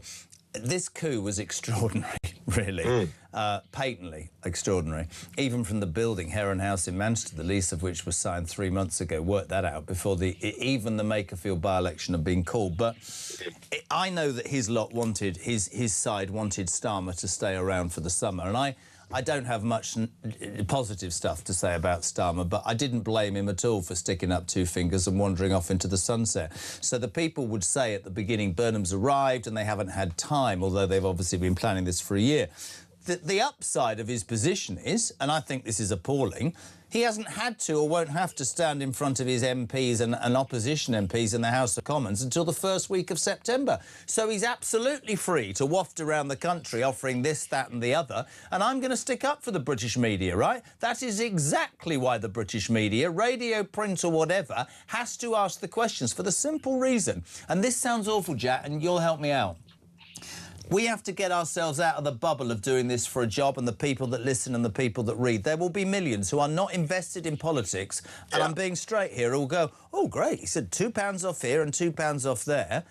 Might decide to support that, and a year down the line I go, Jesus Christ, inflation's at 30% or tax has gone up again. I think we have to tell those people the truth, and if they then choose to vote for a Labour government, fair play. But is that not what... I mean, he criticised the press yesterday. Don't speculate on my policies. Well, lay them out with detail, Andy Burnham, then, right? And this is it. I think there's 2 points here. You know, in terms of the scrutiny in Parliament, I think that a self-assured leader who genuinely was confident in their own abilities and confident in their plan could have extended Parliament by 2 days so that MPs had the chance to question him for the first time, especially given the nature of his coronation, in which he didn't face anyone from the public. He didn't even face Labour MPs or Labour voters. And so really untested. He faced 20,000 voters in Makerfield, but he could have actually come to Parliament as a gesture of goodwill and said, I know you all want to get away on your holidays. Let's have 2 days or whatever it is, even 1 day, debating the issues so that, you can get to grips with the new Prime Minister and I can hopefully answer some questions. What a great statement of intent that would have been from a new Prime Minister. And I think it would have been welcomed across the House. But in terms of something like Social Care yesterday, the plan, Andy Burnham, you can make the point that he doesn't think he has time because he thought that Starmer would stick around for the summer and he could use this time dotting I's and crossing T's. But actually, he has been a frontline politician for a long time now. He stood in 2 leadership elections, so he knows he's wanted to be Prime Minister for a long time. And he keeps on saying, I have a plan. I have a 10-year plan. Well, show us then. What is it? Because he says that he's thought very deeply about social care, and I've got no doubts that actually it's an issue very close to his heart, very personal, and that he wants to tackle it. Totally fair enough. But yesterday, he came with 3 so-called announcements, which weren't really announcements. They were bringing a review forward by a year. It was, getting cross-party talks. It was all just sort of like hollow stuff without actually any meat. Did you pick up on what he said? Well, you did pick up on it in part there, because I thought it was astonishing. I've said my bit about, I think the optics are great. Anything would have been great after Starmer, but I want detail and I want costings. He stood there and he said something about, I call her Yvette Fielding, Mrs. Balls, and he said what successive political departments, opponents, governments have done is kick the can down the road by having review after review. And then he said, one of the 3 things I'm going to do is bring the review forward a year. And I was like, so you can't say that you've got an idea yourself if simply you're moving that review forward 12 months. And like you, by the way, both of my parents had dementia. I completely support him. I think it's outrageous. But I want a Prime Minister, I've been saying it all morning, to go. I don't know what you think. Do you know what? Sorry. No overseas budget for the next 2 years. There's 10 million quid. I'm going to finally stand in front of my MPs and go, do you know what? We're cutting the welfare benefits for the people who are scrounging the system and the feckless. And if you don't like it, you're going to lose your jobs anyway. There's 50 million quid. I'm going to build some prisons, sort the social care and build a couple of frigates. That's what I want from my Prime Minister. It's all a bit wishy-washy right now, pal. Yeah, exactly. And he's made social care his ride or die. He's staked his political career on fixing this. He said that it was an absolute dereliction of duty that other governments had dodged this issue. And I think most people would agree. So why not come on week 1 with a fully formed plan to try and fix this, rather than just saying we're going to have another review? Because let's not forget, the Starmer premiership bogged themselves down in review after review after review. It was only towards the end of the premiership, when Keir Starmer knew the game was up, that actually he started doing things. It turns out you can just ban social media. It turns out you can just do other things. And so I think that the Prime Minister, often it takes them a little bit of time to know how to work the levers of power. And Andy Burnham's only been in for in less than 2 weeks. But I think that he has to get off basically without doing all these reviews. He has to actually just start doing stuff, come with plans, don't just kick stuff down the road, because people just get fed up with it. And again, going back to it, I think he'd get more political capital and more respect if he came to the table with ideas, put them to the British people, carried them out, took us on that journey that I talk about every day, and if they fail, we'll kick him out, and if they succeed, then people will vote him back in. But they don't, they're hesitant. I mean, even in his language yesterday, I'm not being picky, it was, the boats thing is, no, it's not working at all. Front page of the Sun. So there's 1,000 more migrants, for Christ's sake. It's not working, Andy. You can't. And to then say, which he did, well, the thing is, the media shouldn't be questioning me like this. This isn't. Yes, it is absolutely right and proper. Just to sum up, mate, it's great to have you on. Do you say the first 11 days have been a success? Is he there for the long haul, or will he eventually, like so many, turn out to be good on words and lacking in detail or costing? Well, he's clearly a great communicator, right? I mean, he's much better than Keir Starmer, although that's a very low bar. He seems to have a genuine connection with people. Even that chap yesterday in the care home, it's a superb video if people haven't seen it. But, he does have that bond with people. He clearly likes to be liked, which is fine. It reminds me a bit of Boris. It really does. And the fact that, they both want to be political rock stars. They can both communicate well with people. But ultimately, like I said, the proof will be in the pudding about whether they can actually deliver. It's not all just about being a front man. You have to also do the stuff behind the scenes to make the sums add up. And ultimately, that is where politicians succeed or fail, is in the delivery, not just the showmanship. Is it not fair just to say, to finish, you said like Boris, he likes to be liked. The two most successful politicians in the last 40 years, Margaret Thatcher and Tony Blair, didn't actually give a damn whether they were disliked because they believed with conviction in what they put forward. Yeah, no, it's a very, very good point. And, you know, sometimes you have to make unpopular decisions for the good of the country. You don't have to, if you're the Mayor of Manchester, as Prime Minister, you're going to have to do stuff which sometimes ruffles feathers, but actually it's for the good of the country, and people hopefully can then see that. You're a great man, buddy. Thank you. We'll be in touch. So much going on at the moment. The amazing Jack Elsom, who owes his entire political journalistic career to me. 9:15. I'm so delighted with my next guest. She's been... This is how hard-working Isabel Oakeshott is. She's on holiday, but she put together this extraordinary piece of work. You'll know her undercover reporter, Christian Drogan. When that story broke yesterday, all over the Sun, all over the newspapers, Andy Burnham says, everything's fine. We're sorting it. No. 1,000 migrants arrived yesterday on dinghies the sizes of double-decker buses. Isabel, a very good morning. How are you? Good morning. Well, this story is all over the papers today, as you've just shown the Sun front page, but we went the extra mile and we stayed up, well, Christian stayed up all night reporting from the beaches near Boulogne-sur-Mer.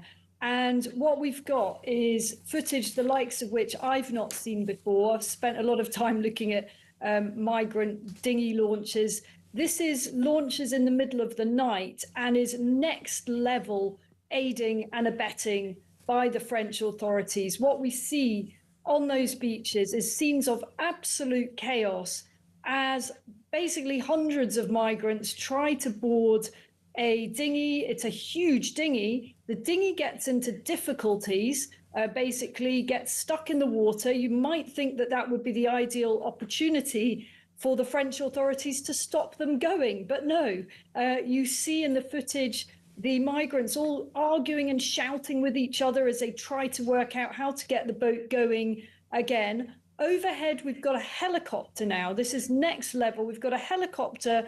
French authorities have provided a helicopter to light the way for the migrants and presumably to search for casualties. Meanwhile, let me play this clip. Somebody being given CPR. How can this be allowed? It's unbelievable work, Christian and you, right? This is the first clip, peeps. As Isabel said, the French police in a helicopter are lighting up the beach so that these people can come to the United Kingdom. Just watch this work. It's incredible. The choppers arrived. This is absolutely chaos here. This is chaos. Why are they allowing this to happen? Choppers on site now to try and light up the sea and search for the dead bodies. There is one on the beach over there. Just getting CPR. I'm not sure if they brought him round. It's not looking good. It's not looking good. I don't know if they've got the defibrillator on him, they've got a drip on him. Not sure what's going on over there. I'm not sure if he's come round. Again, we've got the warship out there. Loads of lights absolutely everywhere. The dinghy's stuck. The dinghy's stuck. Looks like they've just got it going again now. We managed to get a load of people off, bail the water out and push it. Seems like they're going. Seems like they've got it going. Yeah, big chopper there. Put the big lights on for them so they can see where they're going. Not sure what the warship's doing out there. Not a bloody great deal. I'll probably wait to take it back over actually, but yeah, look at that thing. Shining its lights down there. The blue lights everywhere. Fire brigade, ambulances, police. You know, wild scenes. And guess what? All this so they can invade our country. Can I say something, Isabel, before we get into a deep thing? Because sometimes when we get involved and so many people are so angry, we forget the human point here. How tragically ironic that these people, and I'm not sticking up for the people while they're coming, are losing their lives, right, hear me out, in trying to come to this country because we make it too easy.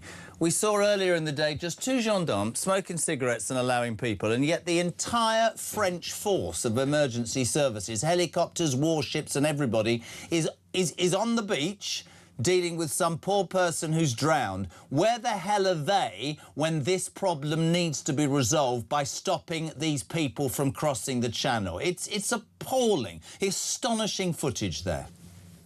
It is so disgraceful, Jeremy, and what irony that the Home Office yesterday put out a tweet saying, we are aware of reports that the French police aren't doing anything to stop the boats, but actually they are, you know, our policies, I'm paraphrasing here, our policies are having an amazing effect. Look at the scale of what is going on the beach last night, the sheer scale of it. This is an industrial operation going on involving vast resources. The French authorities have clearly taken a decision that it is cheaper for them to provide all these emergency services to supervise and facilitate launches than it is for them to stop people taking off and to keep these people in their own country. There was absolute chaos last night. And here's a new element which is really concerning.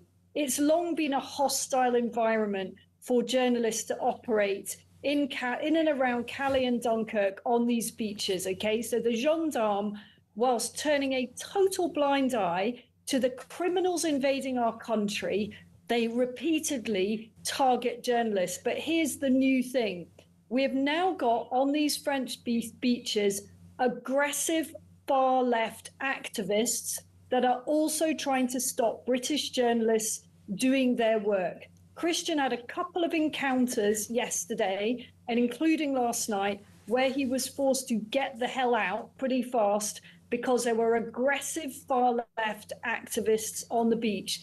So taken together, what you have here is effectively something that's descended into a war zone. The French have lost control of this strip of the coastline. It is like a kind of rogue state just across the water from the UK. And all the while, yes, there's a chance that people drown, and that is awful. And again, on a human level, the French authorities are negligent in allowing this to happen. But let's be clear, the vast majority of people that attempt to get across by boat do make it to the UK.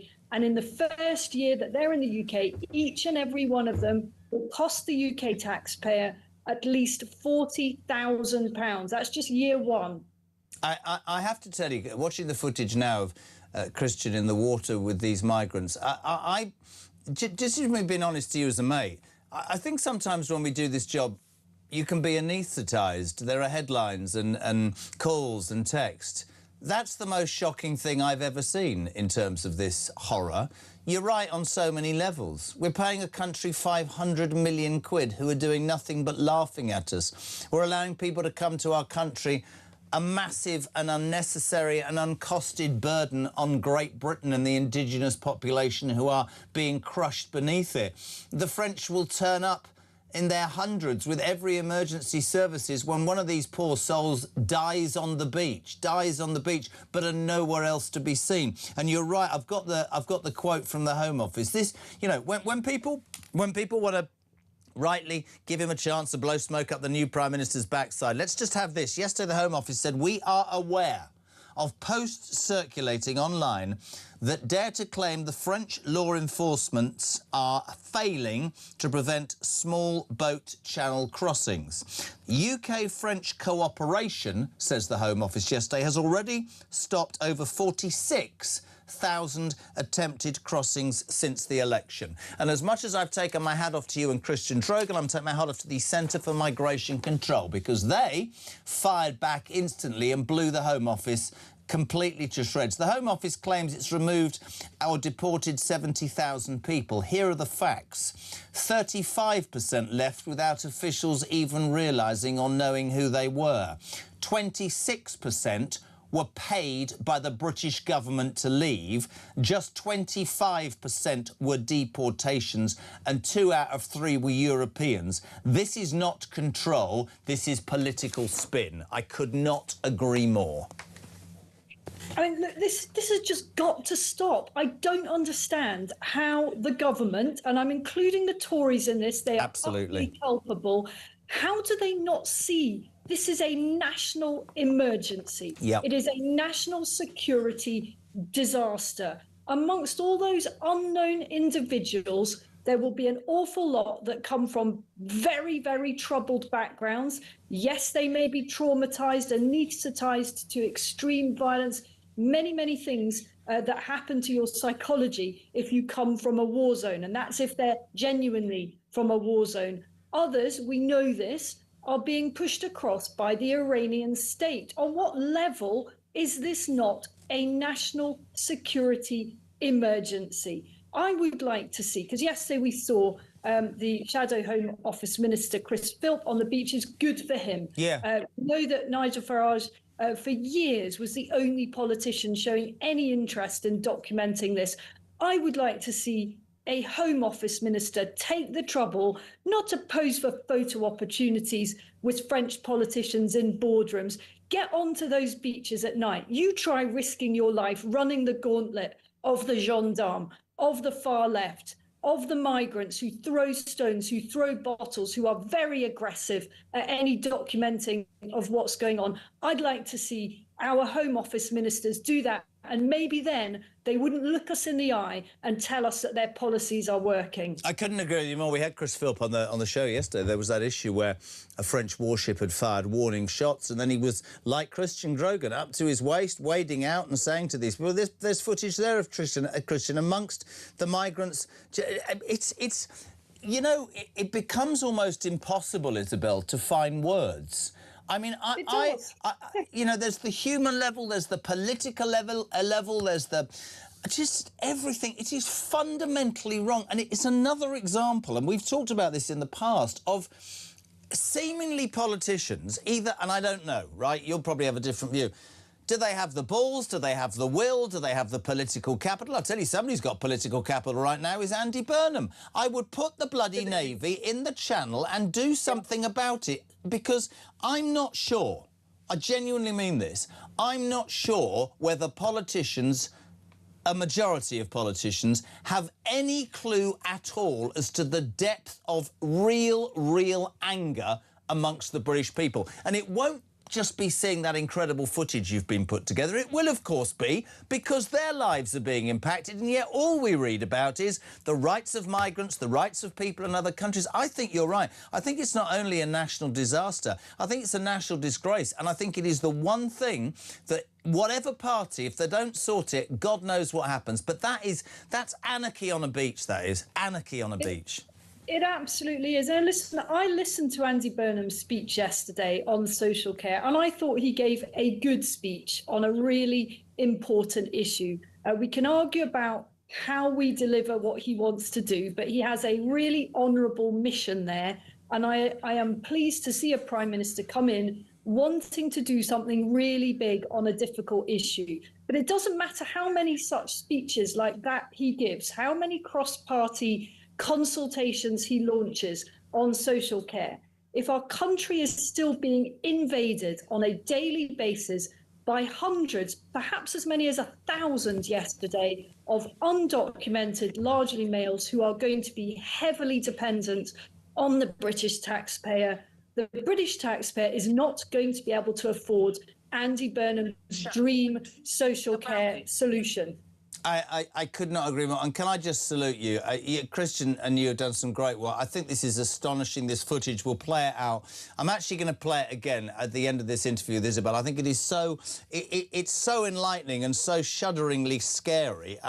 This was Isabel's undercover reporter, Christian Drogan, last night on the beach. This huge dinghy, the size of a double-decker bus, was attempting to leave. It got stuck. Sadly, a migrant died. All we'd had all day was 2 gendarmes smoking galwas, waving people through. Chris Philp had done it, Christian did it. The dinghy gets into trouble, and every part of the emergency services, including a helicopter to light up the beach, arrived. We're giving these people £500 million, the French, and that's what we're getting. Isabel, from the bottom of my heart, thank you so much. Great footage. This is Isabel and Chris Drogan again. Just watch this last night on a French beach. Exclusive to Talk, by the way. The choppers arrived. This is absolutely chaos here.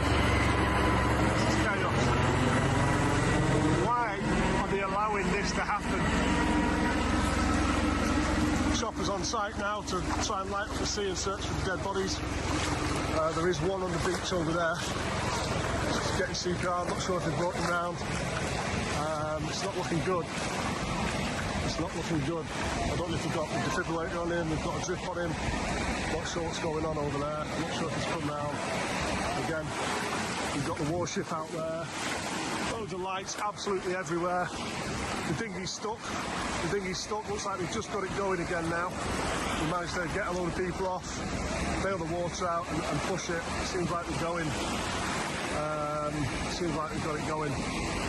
Yeah, big chopper there. Put the big lights on for them so they can see where they're going.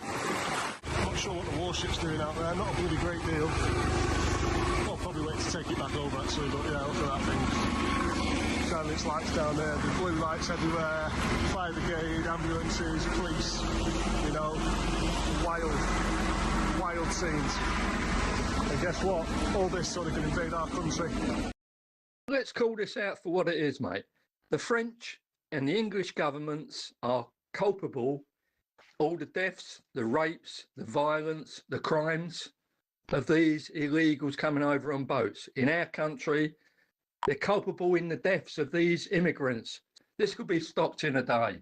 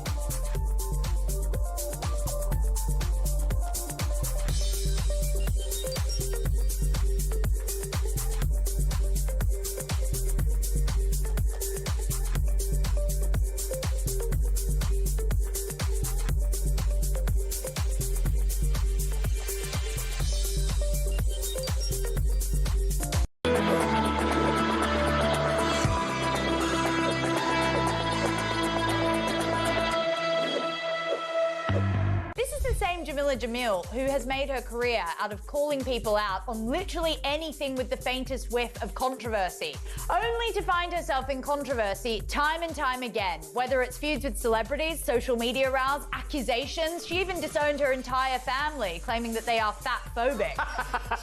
Well, if your worldview boils down to 70 million people being villains because of where they are born, that is not courageous. Across the UK, on DAB+, on YouTube, on your mobile, and on your side. This is Talk.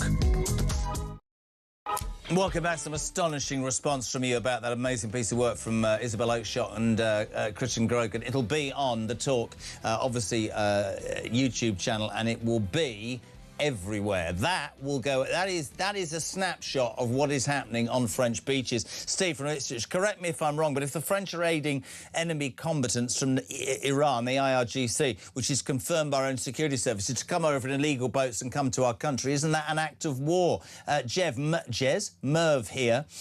The French are just using our money to pay for the movement of illegals into the United Kingdom. Simple as that. The first thing to do is for our Prime Minister to let the French know officially that we know what they're doing and stop the money. Morning, says Tracy in London. This footage of the all-emergency services, people being resuscitated on the beach, helicopters lighting up the beach, and they're still letting the boats leave. It makes no sense whatsoever. Jez, these new boats are about the same size as an articulated lorry trailer. Less boats, bigger boats, same amount of people, higher tax to pay for them. My shower... Oh, yes, that's another story altogether.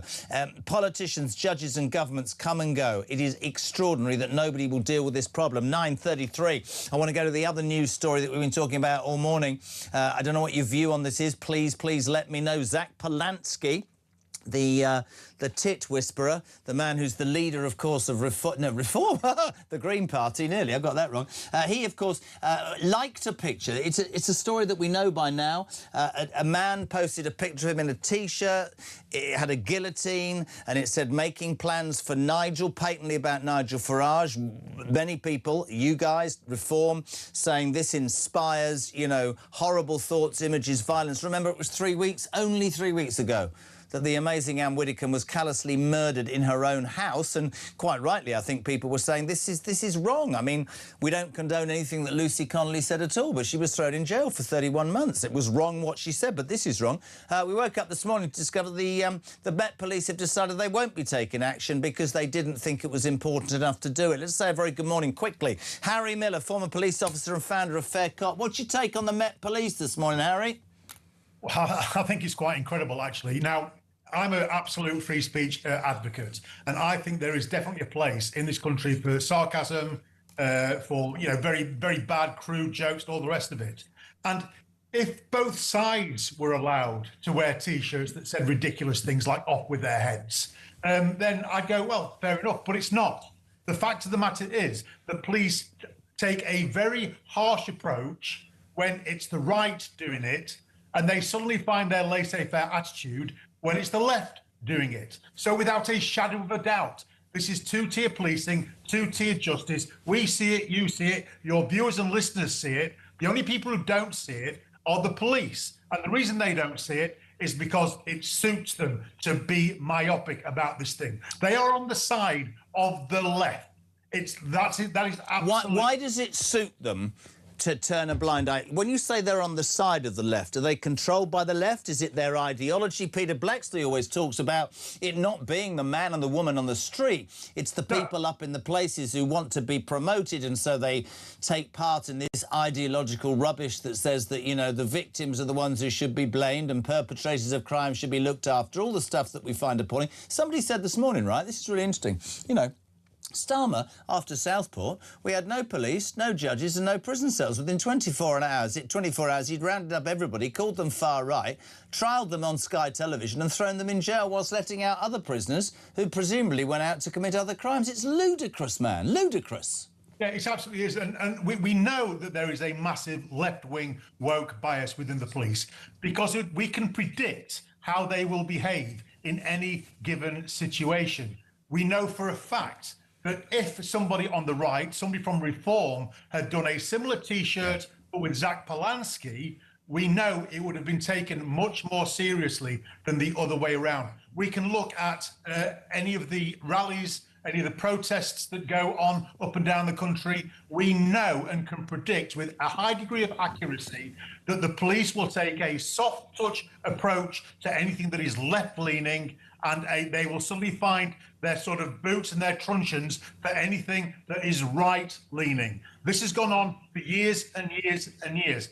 And you're absolutely right, Jeremy. It does not stem from the rank-and-file police officer. Rank-and-file officers do their job to the best of their ability, but they are being controlled and they are being directed, not necessarily by their chief constables, but by a woke senior management. A woke senior management who want to take that next level up by demonstrating that they are as woke as humanly possible. The attitude is, it doesn't matter if you are on the right side of the law, providing you are on the right side of history. That seems to be the attitude of middle management within policing at the moment. And forgive me, but you were a copper. I've never been a copper, but I was under the impression that if you broke the law, irrespective of your colour, creed, religion or where you came from, it was about punishing that person. But we live now in a system, Harry, whereby it strikes me that the victims get very little sympathy. There's always a reason or an excuse for somebody who's perpetrated a crime. Then we send them to prison eventually, because apparently there's no space. And this bloody government wants to actually, and this is another thing that wrecks my head, this government wants people to get out within, serve 33 1/3% of their time. Maybe you and I will clash on this. I believe if you get 3 years, 5 years, 10 years, 20 years, the whole point is that's the crime, that's the time they perceive to be relevant to your crime. Serve it, because you're not coming out. And for all the people who say to me, well, we haven't got any prison space, release and deport all the foreign criminals and take some of that bloody budget that you're spending on foreign aid and build a few new prisons, because that might work, because I don't see it as a deterrent anymore. You've got the police making excuses and a justice system that says, oh, we'll let you out anyway. It's appalling. Yeah, absolutely. And I would agree that there should be some reduction in sentence, not an automatic one, not a set one, if you admit what you have done, if you have given evidence that you have changed and reformed, then maybe a 10% reduction, maybe a 20% reduction. But this automatic 2/3 reduction is absolutely preposterous, and it shows the utter contempt that the government has for the British public. They would much rather free up their real estate, goodness knows why, and allow dangerous criminals out. And by the way, if you've committed a crime which gets a sentence of less than 12 months, you automatically now have that suspended. So you're out on day one. You don't. What message does that send, Harry? What does that say to people?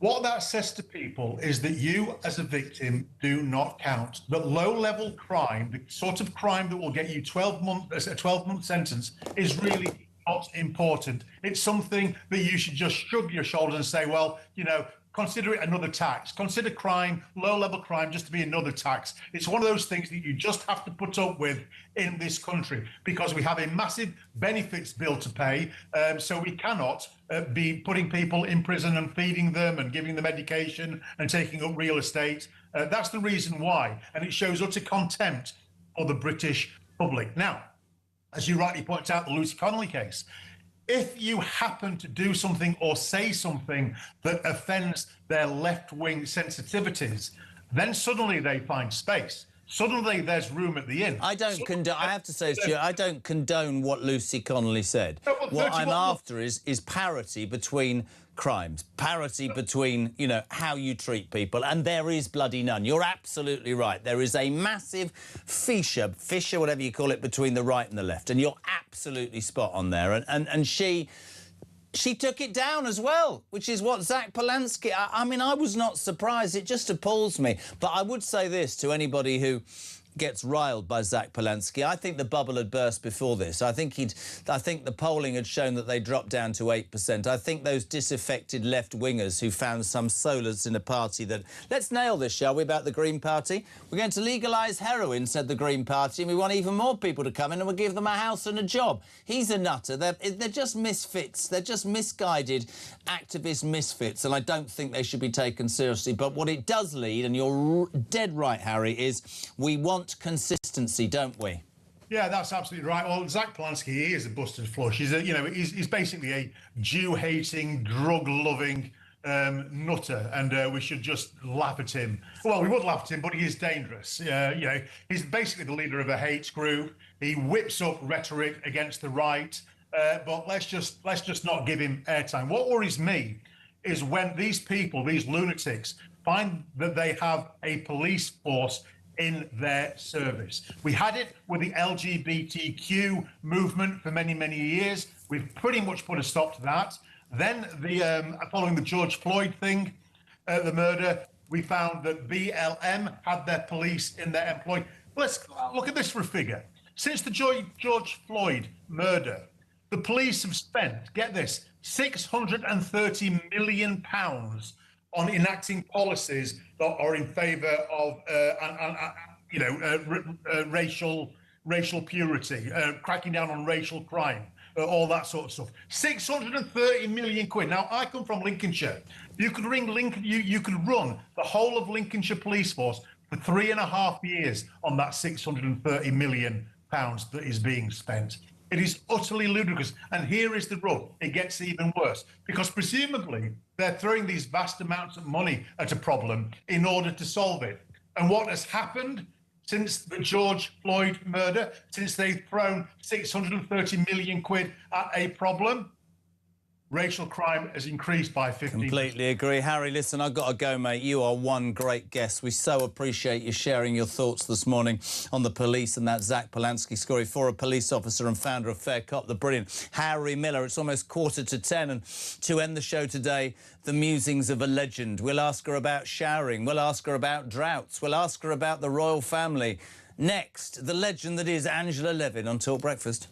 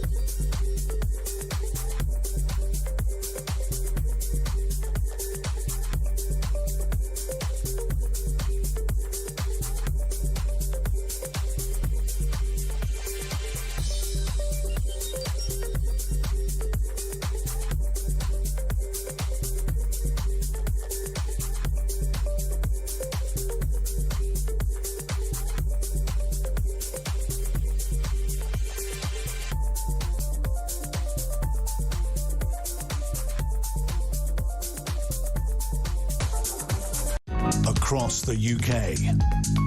On DAB+, on YouTube, on... This is Talk. Oh. Welcome back, 9:45. We're live across the UK. Angela Levitt in just a tick. I know exactly what you said to do. You said to play a voice note. Pedro, good morning. Hiya, Jez. I'm just looking at that footage, mate. It's absolutely unreal, isn't it? A £550 million a year for that.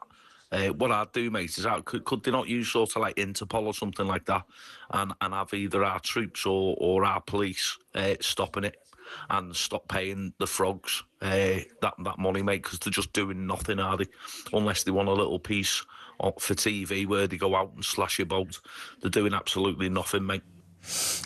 Good. Alan, no, excuse me. Alan in Middlesbrough. I don't know what to say about Pedro's message there. There we go. Monitors, I bind to Andy Eyebrow's sincerity and commitment to address one national crisis in our care homes completely when he visits Calais like Chris Philp and talks to the French police on camera to address another. Jeremy, watching...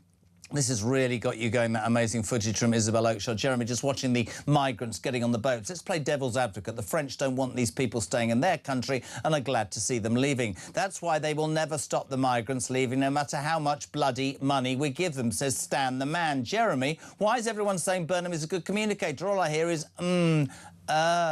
love your show, says Carolyn, and love you too.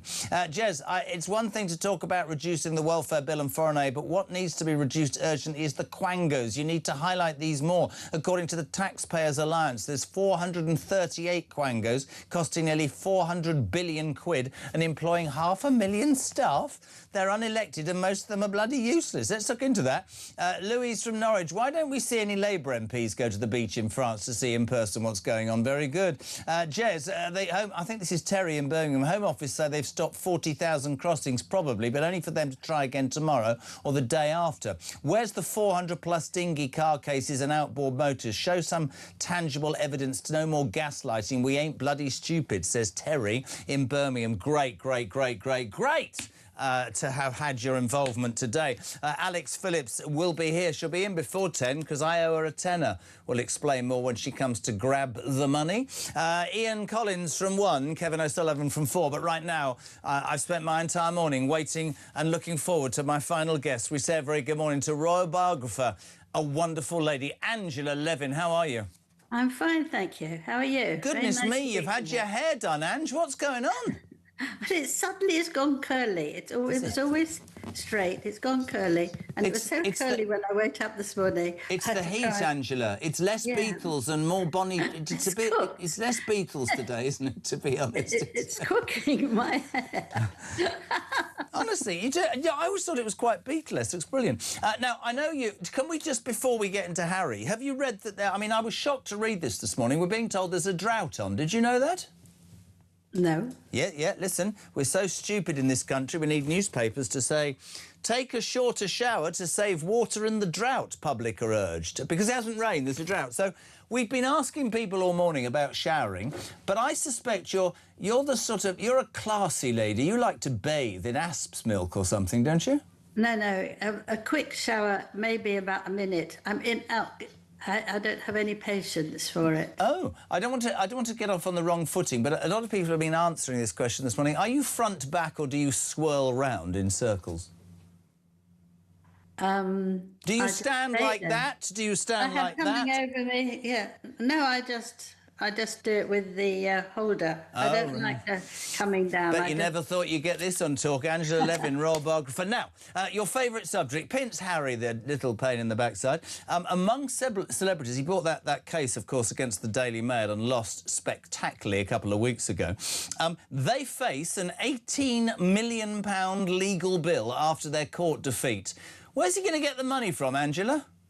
I have no idea where they will. It's very difficult for them, and I'll just have to find it. I mean, they've offered 10, but they won't get away with that because it's cost so much for the newspaper and so much for the people in there. One of my pals who I worked with on the Mail, he said to me when it was over, he said, I've had 1,569 days where I have been feeling that I just can't cope anymore. And this is an honourable man.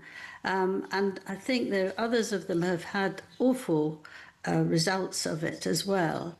And it just is because Harry wanted to make sure that they did what he wanted. Terrible. He said after the court case it was an absolute whitewash. He's got his fingers burnt again, another bad decision. And I like the point you make. There are unscrupulous journalists, I'm pretty sure, in many places across the world. But a lot of these journalists who were doing their job were persecuted for doing their job.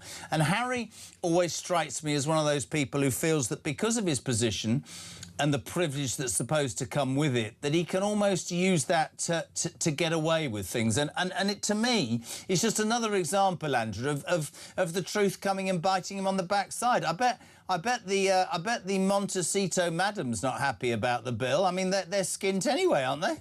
Or she's not getting involved with this issue. She's much too beautiful and ready and doing all her things. Oh, don't ask me anything about it. That's what she is.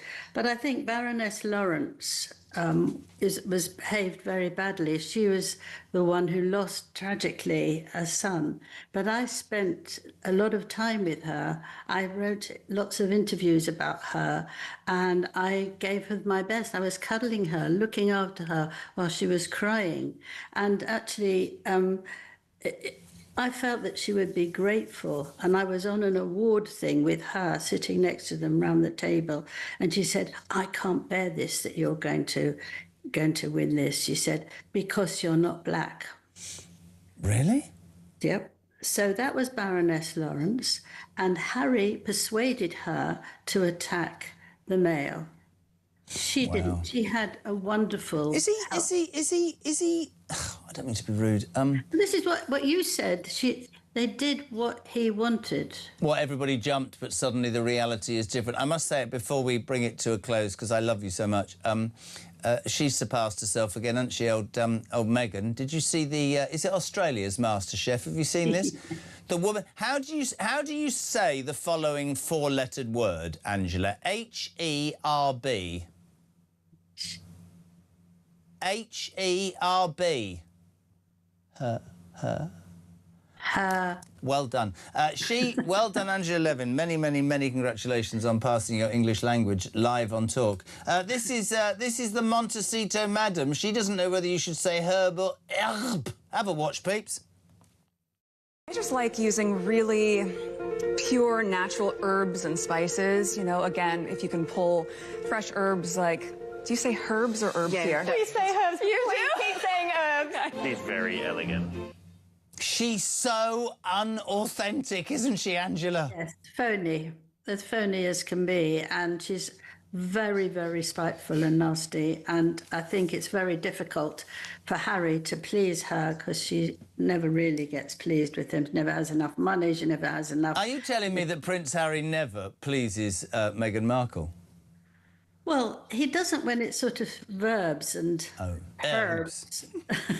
Verbs or herbs? I'm not talking about other things, but she's never satisfied with what her life is like. No.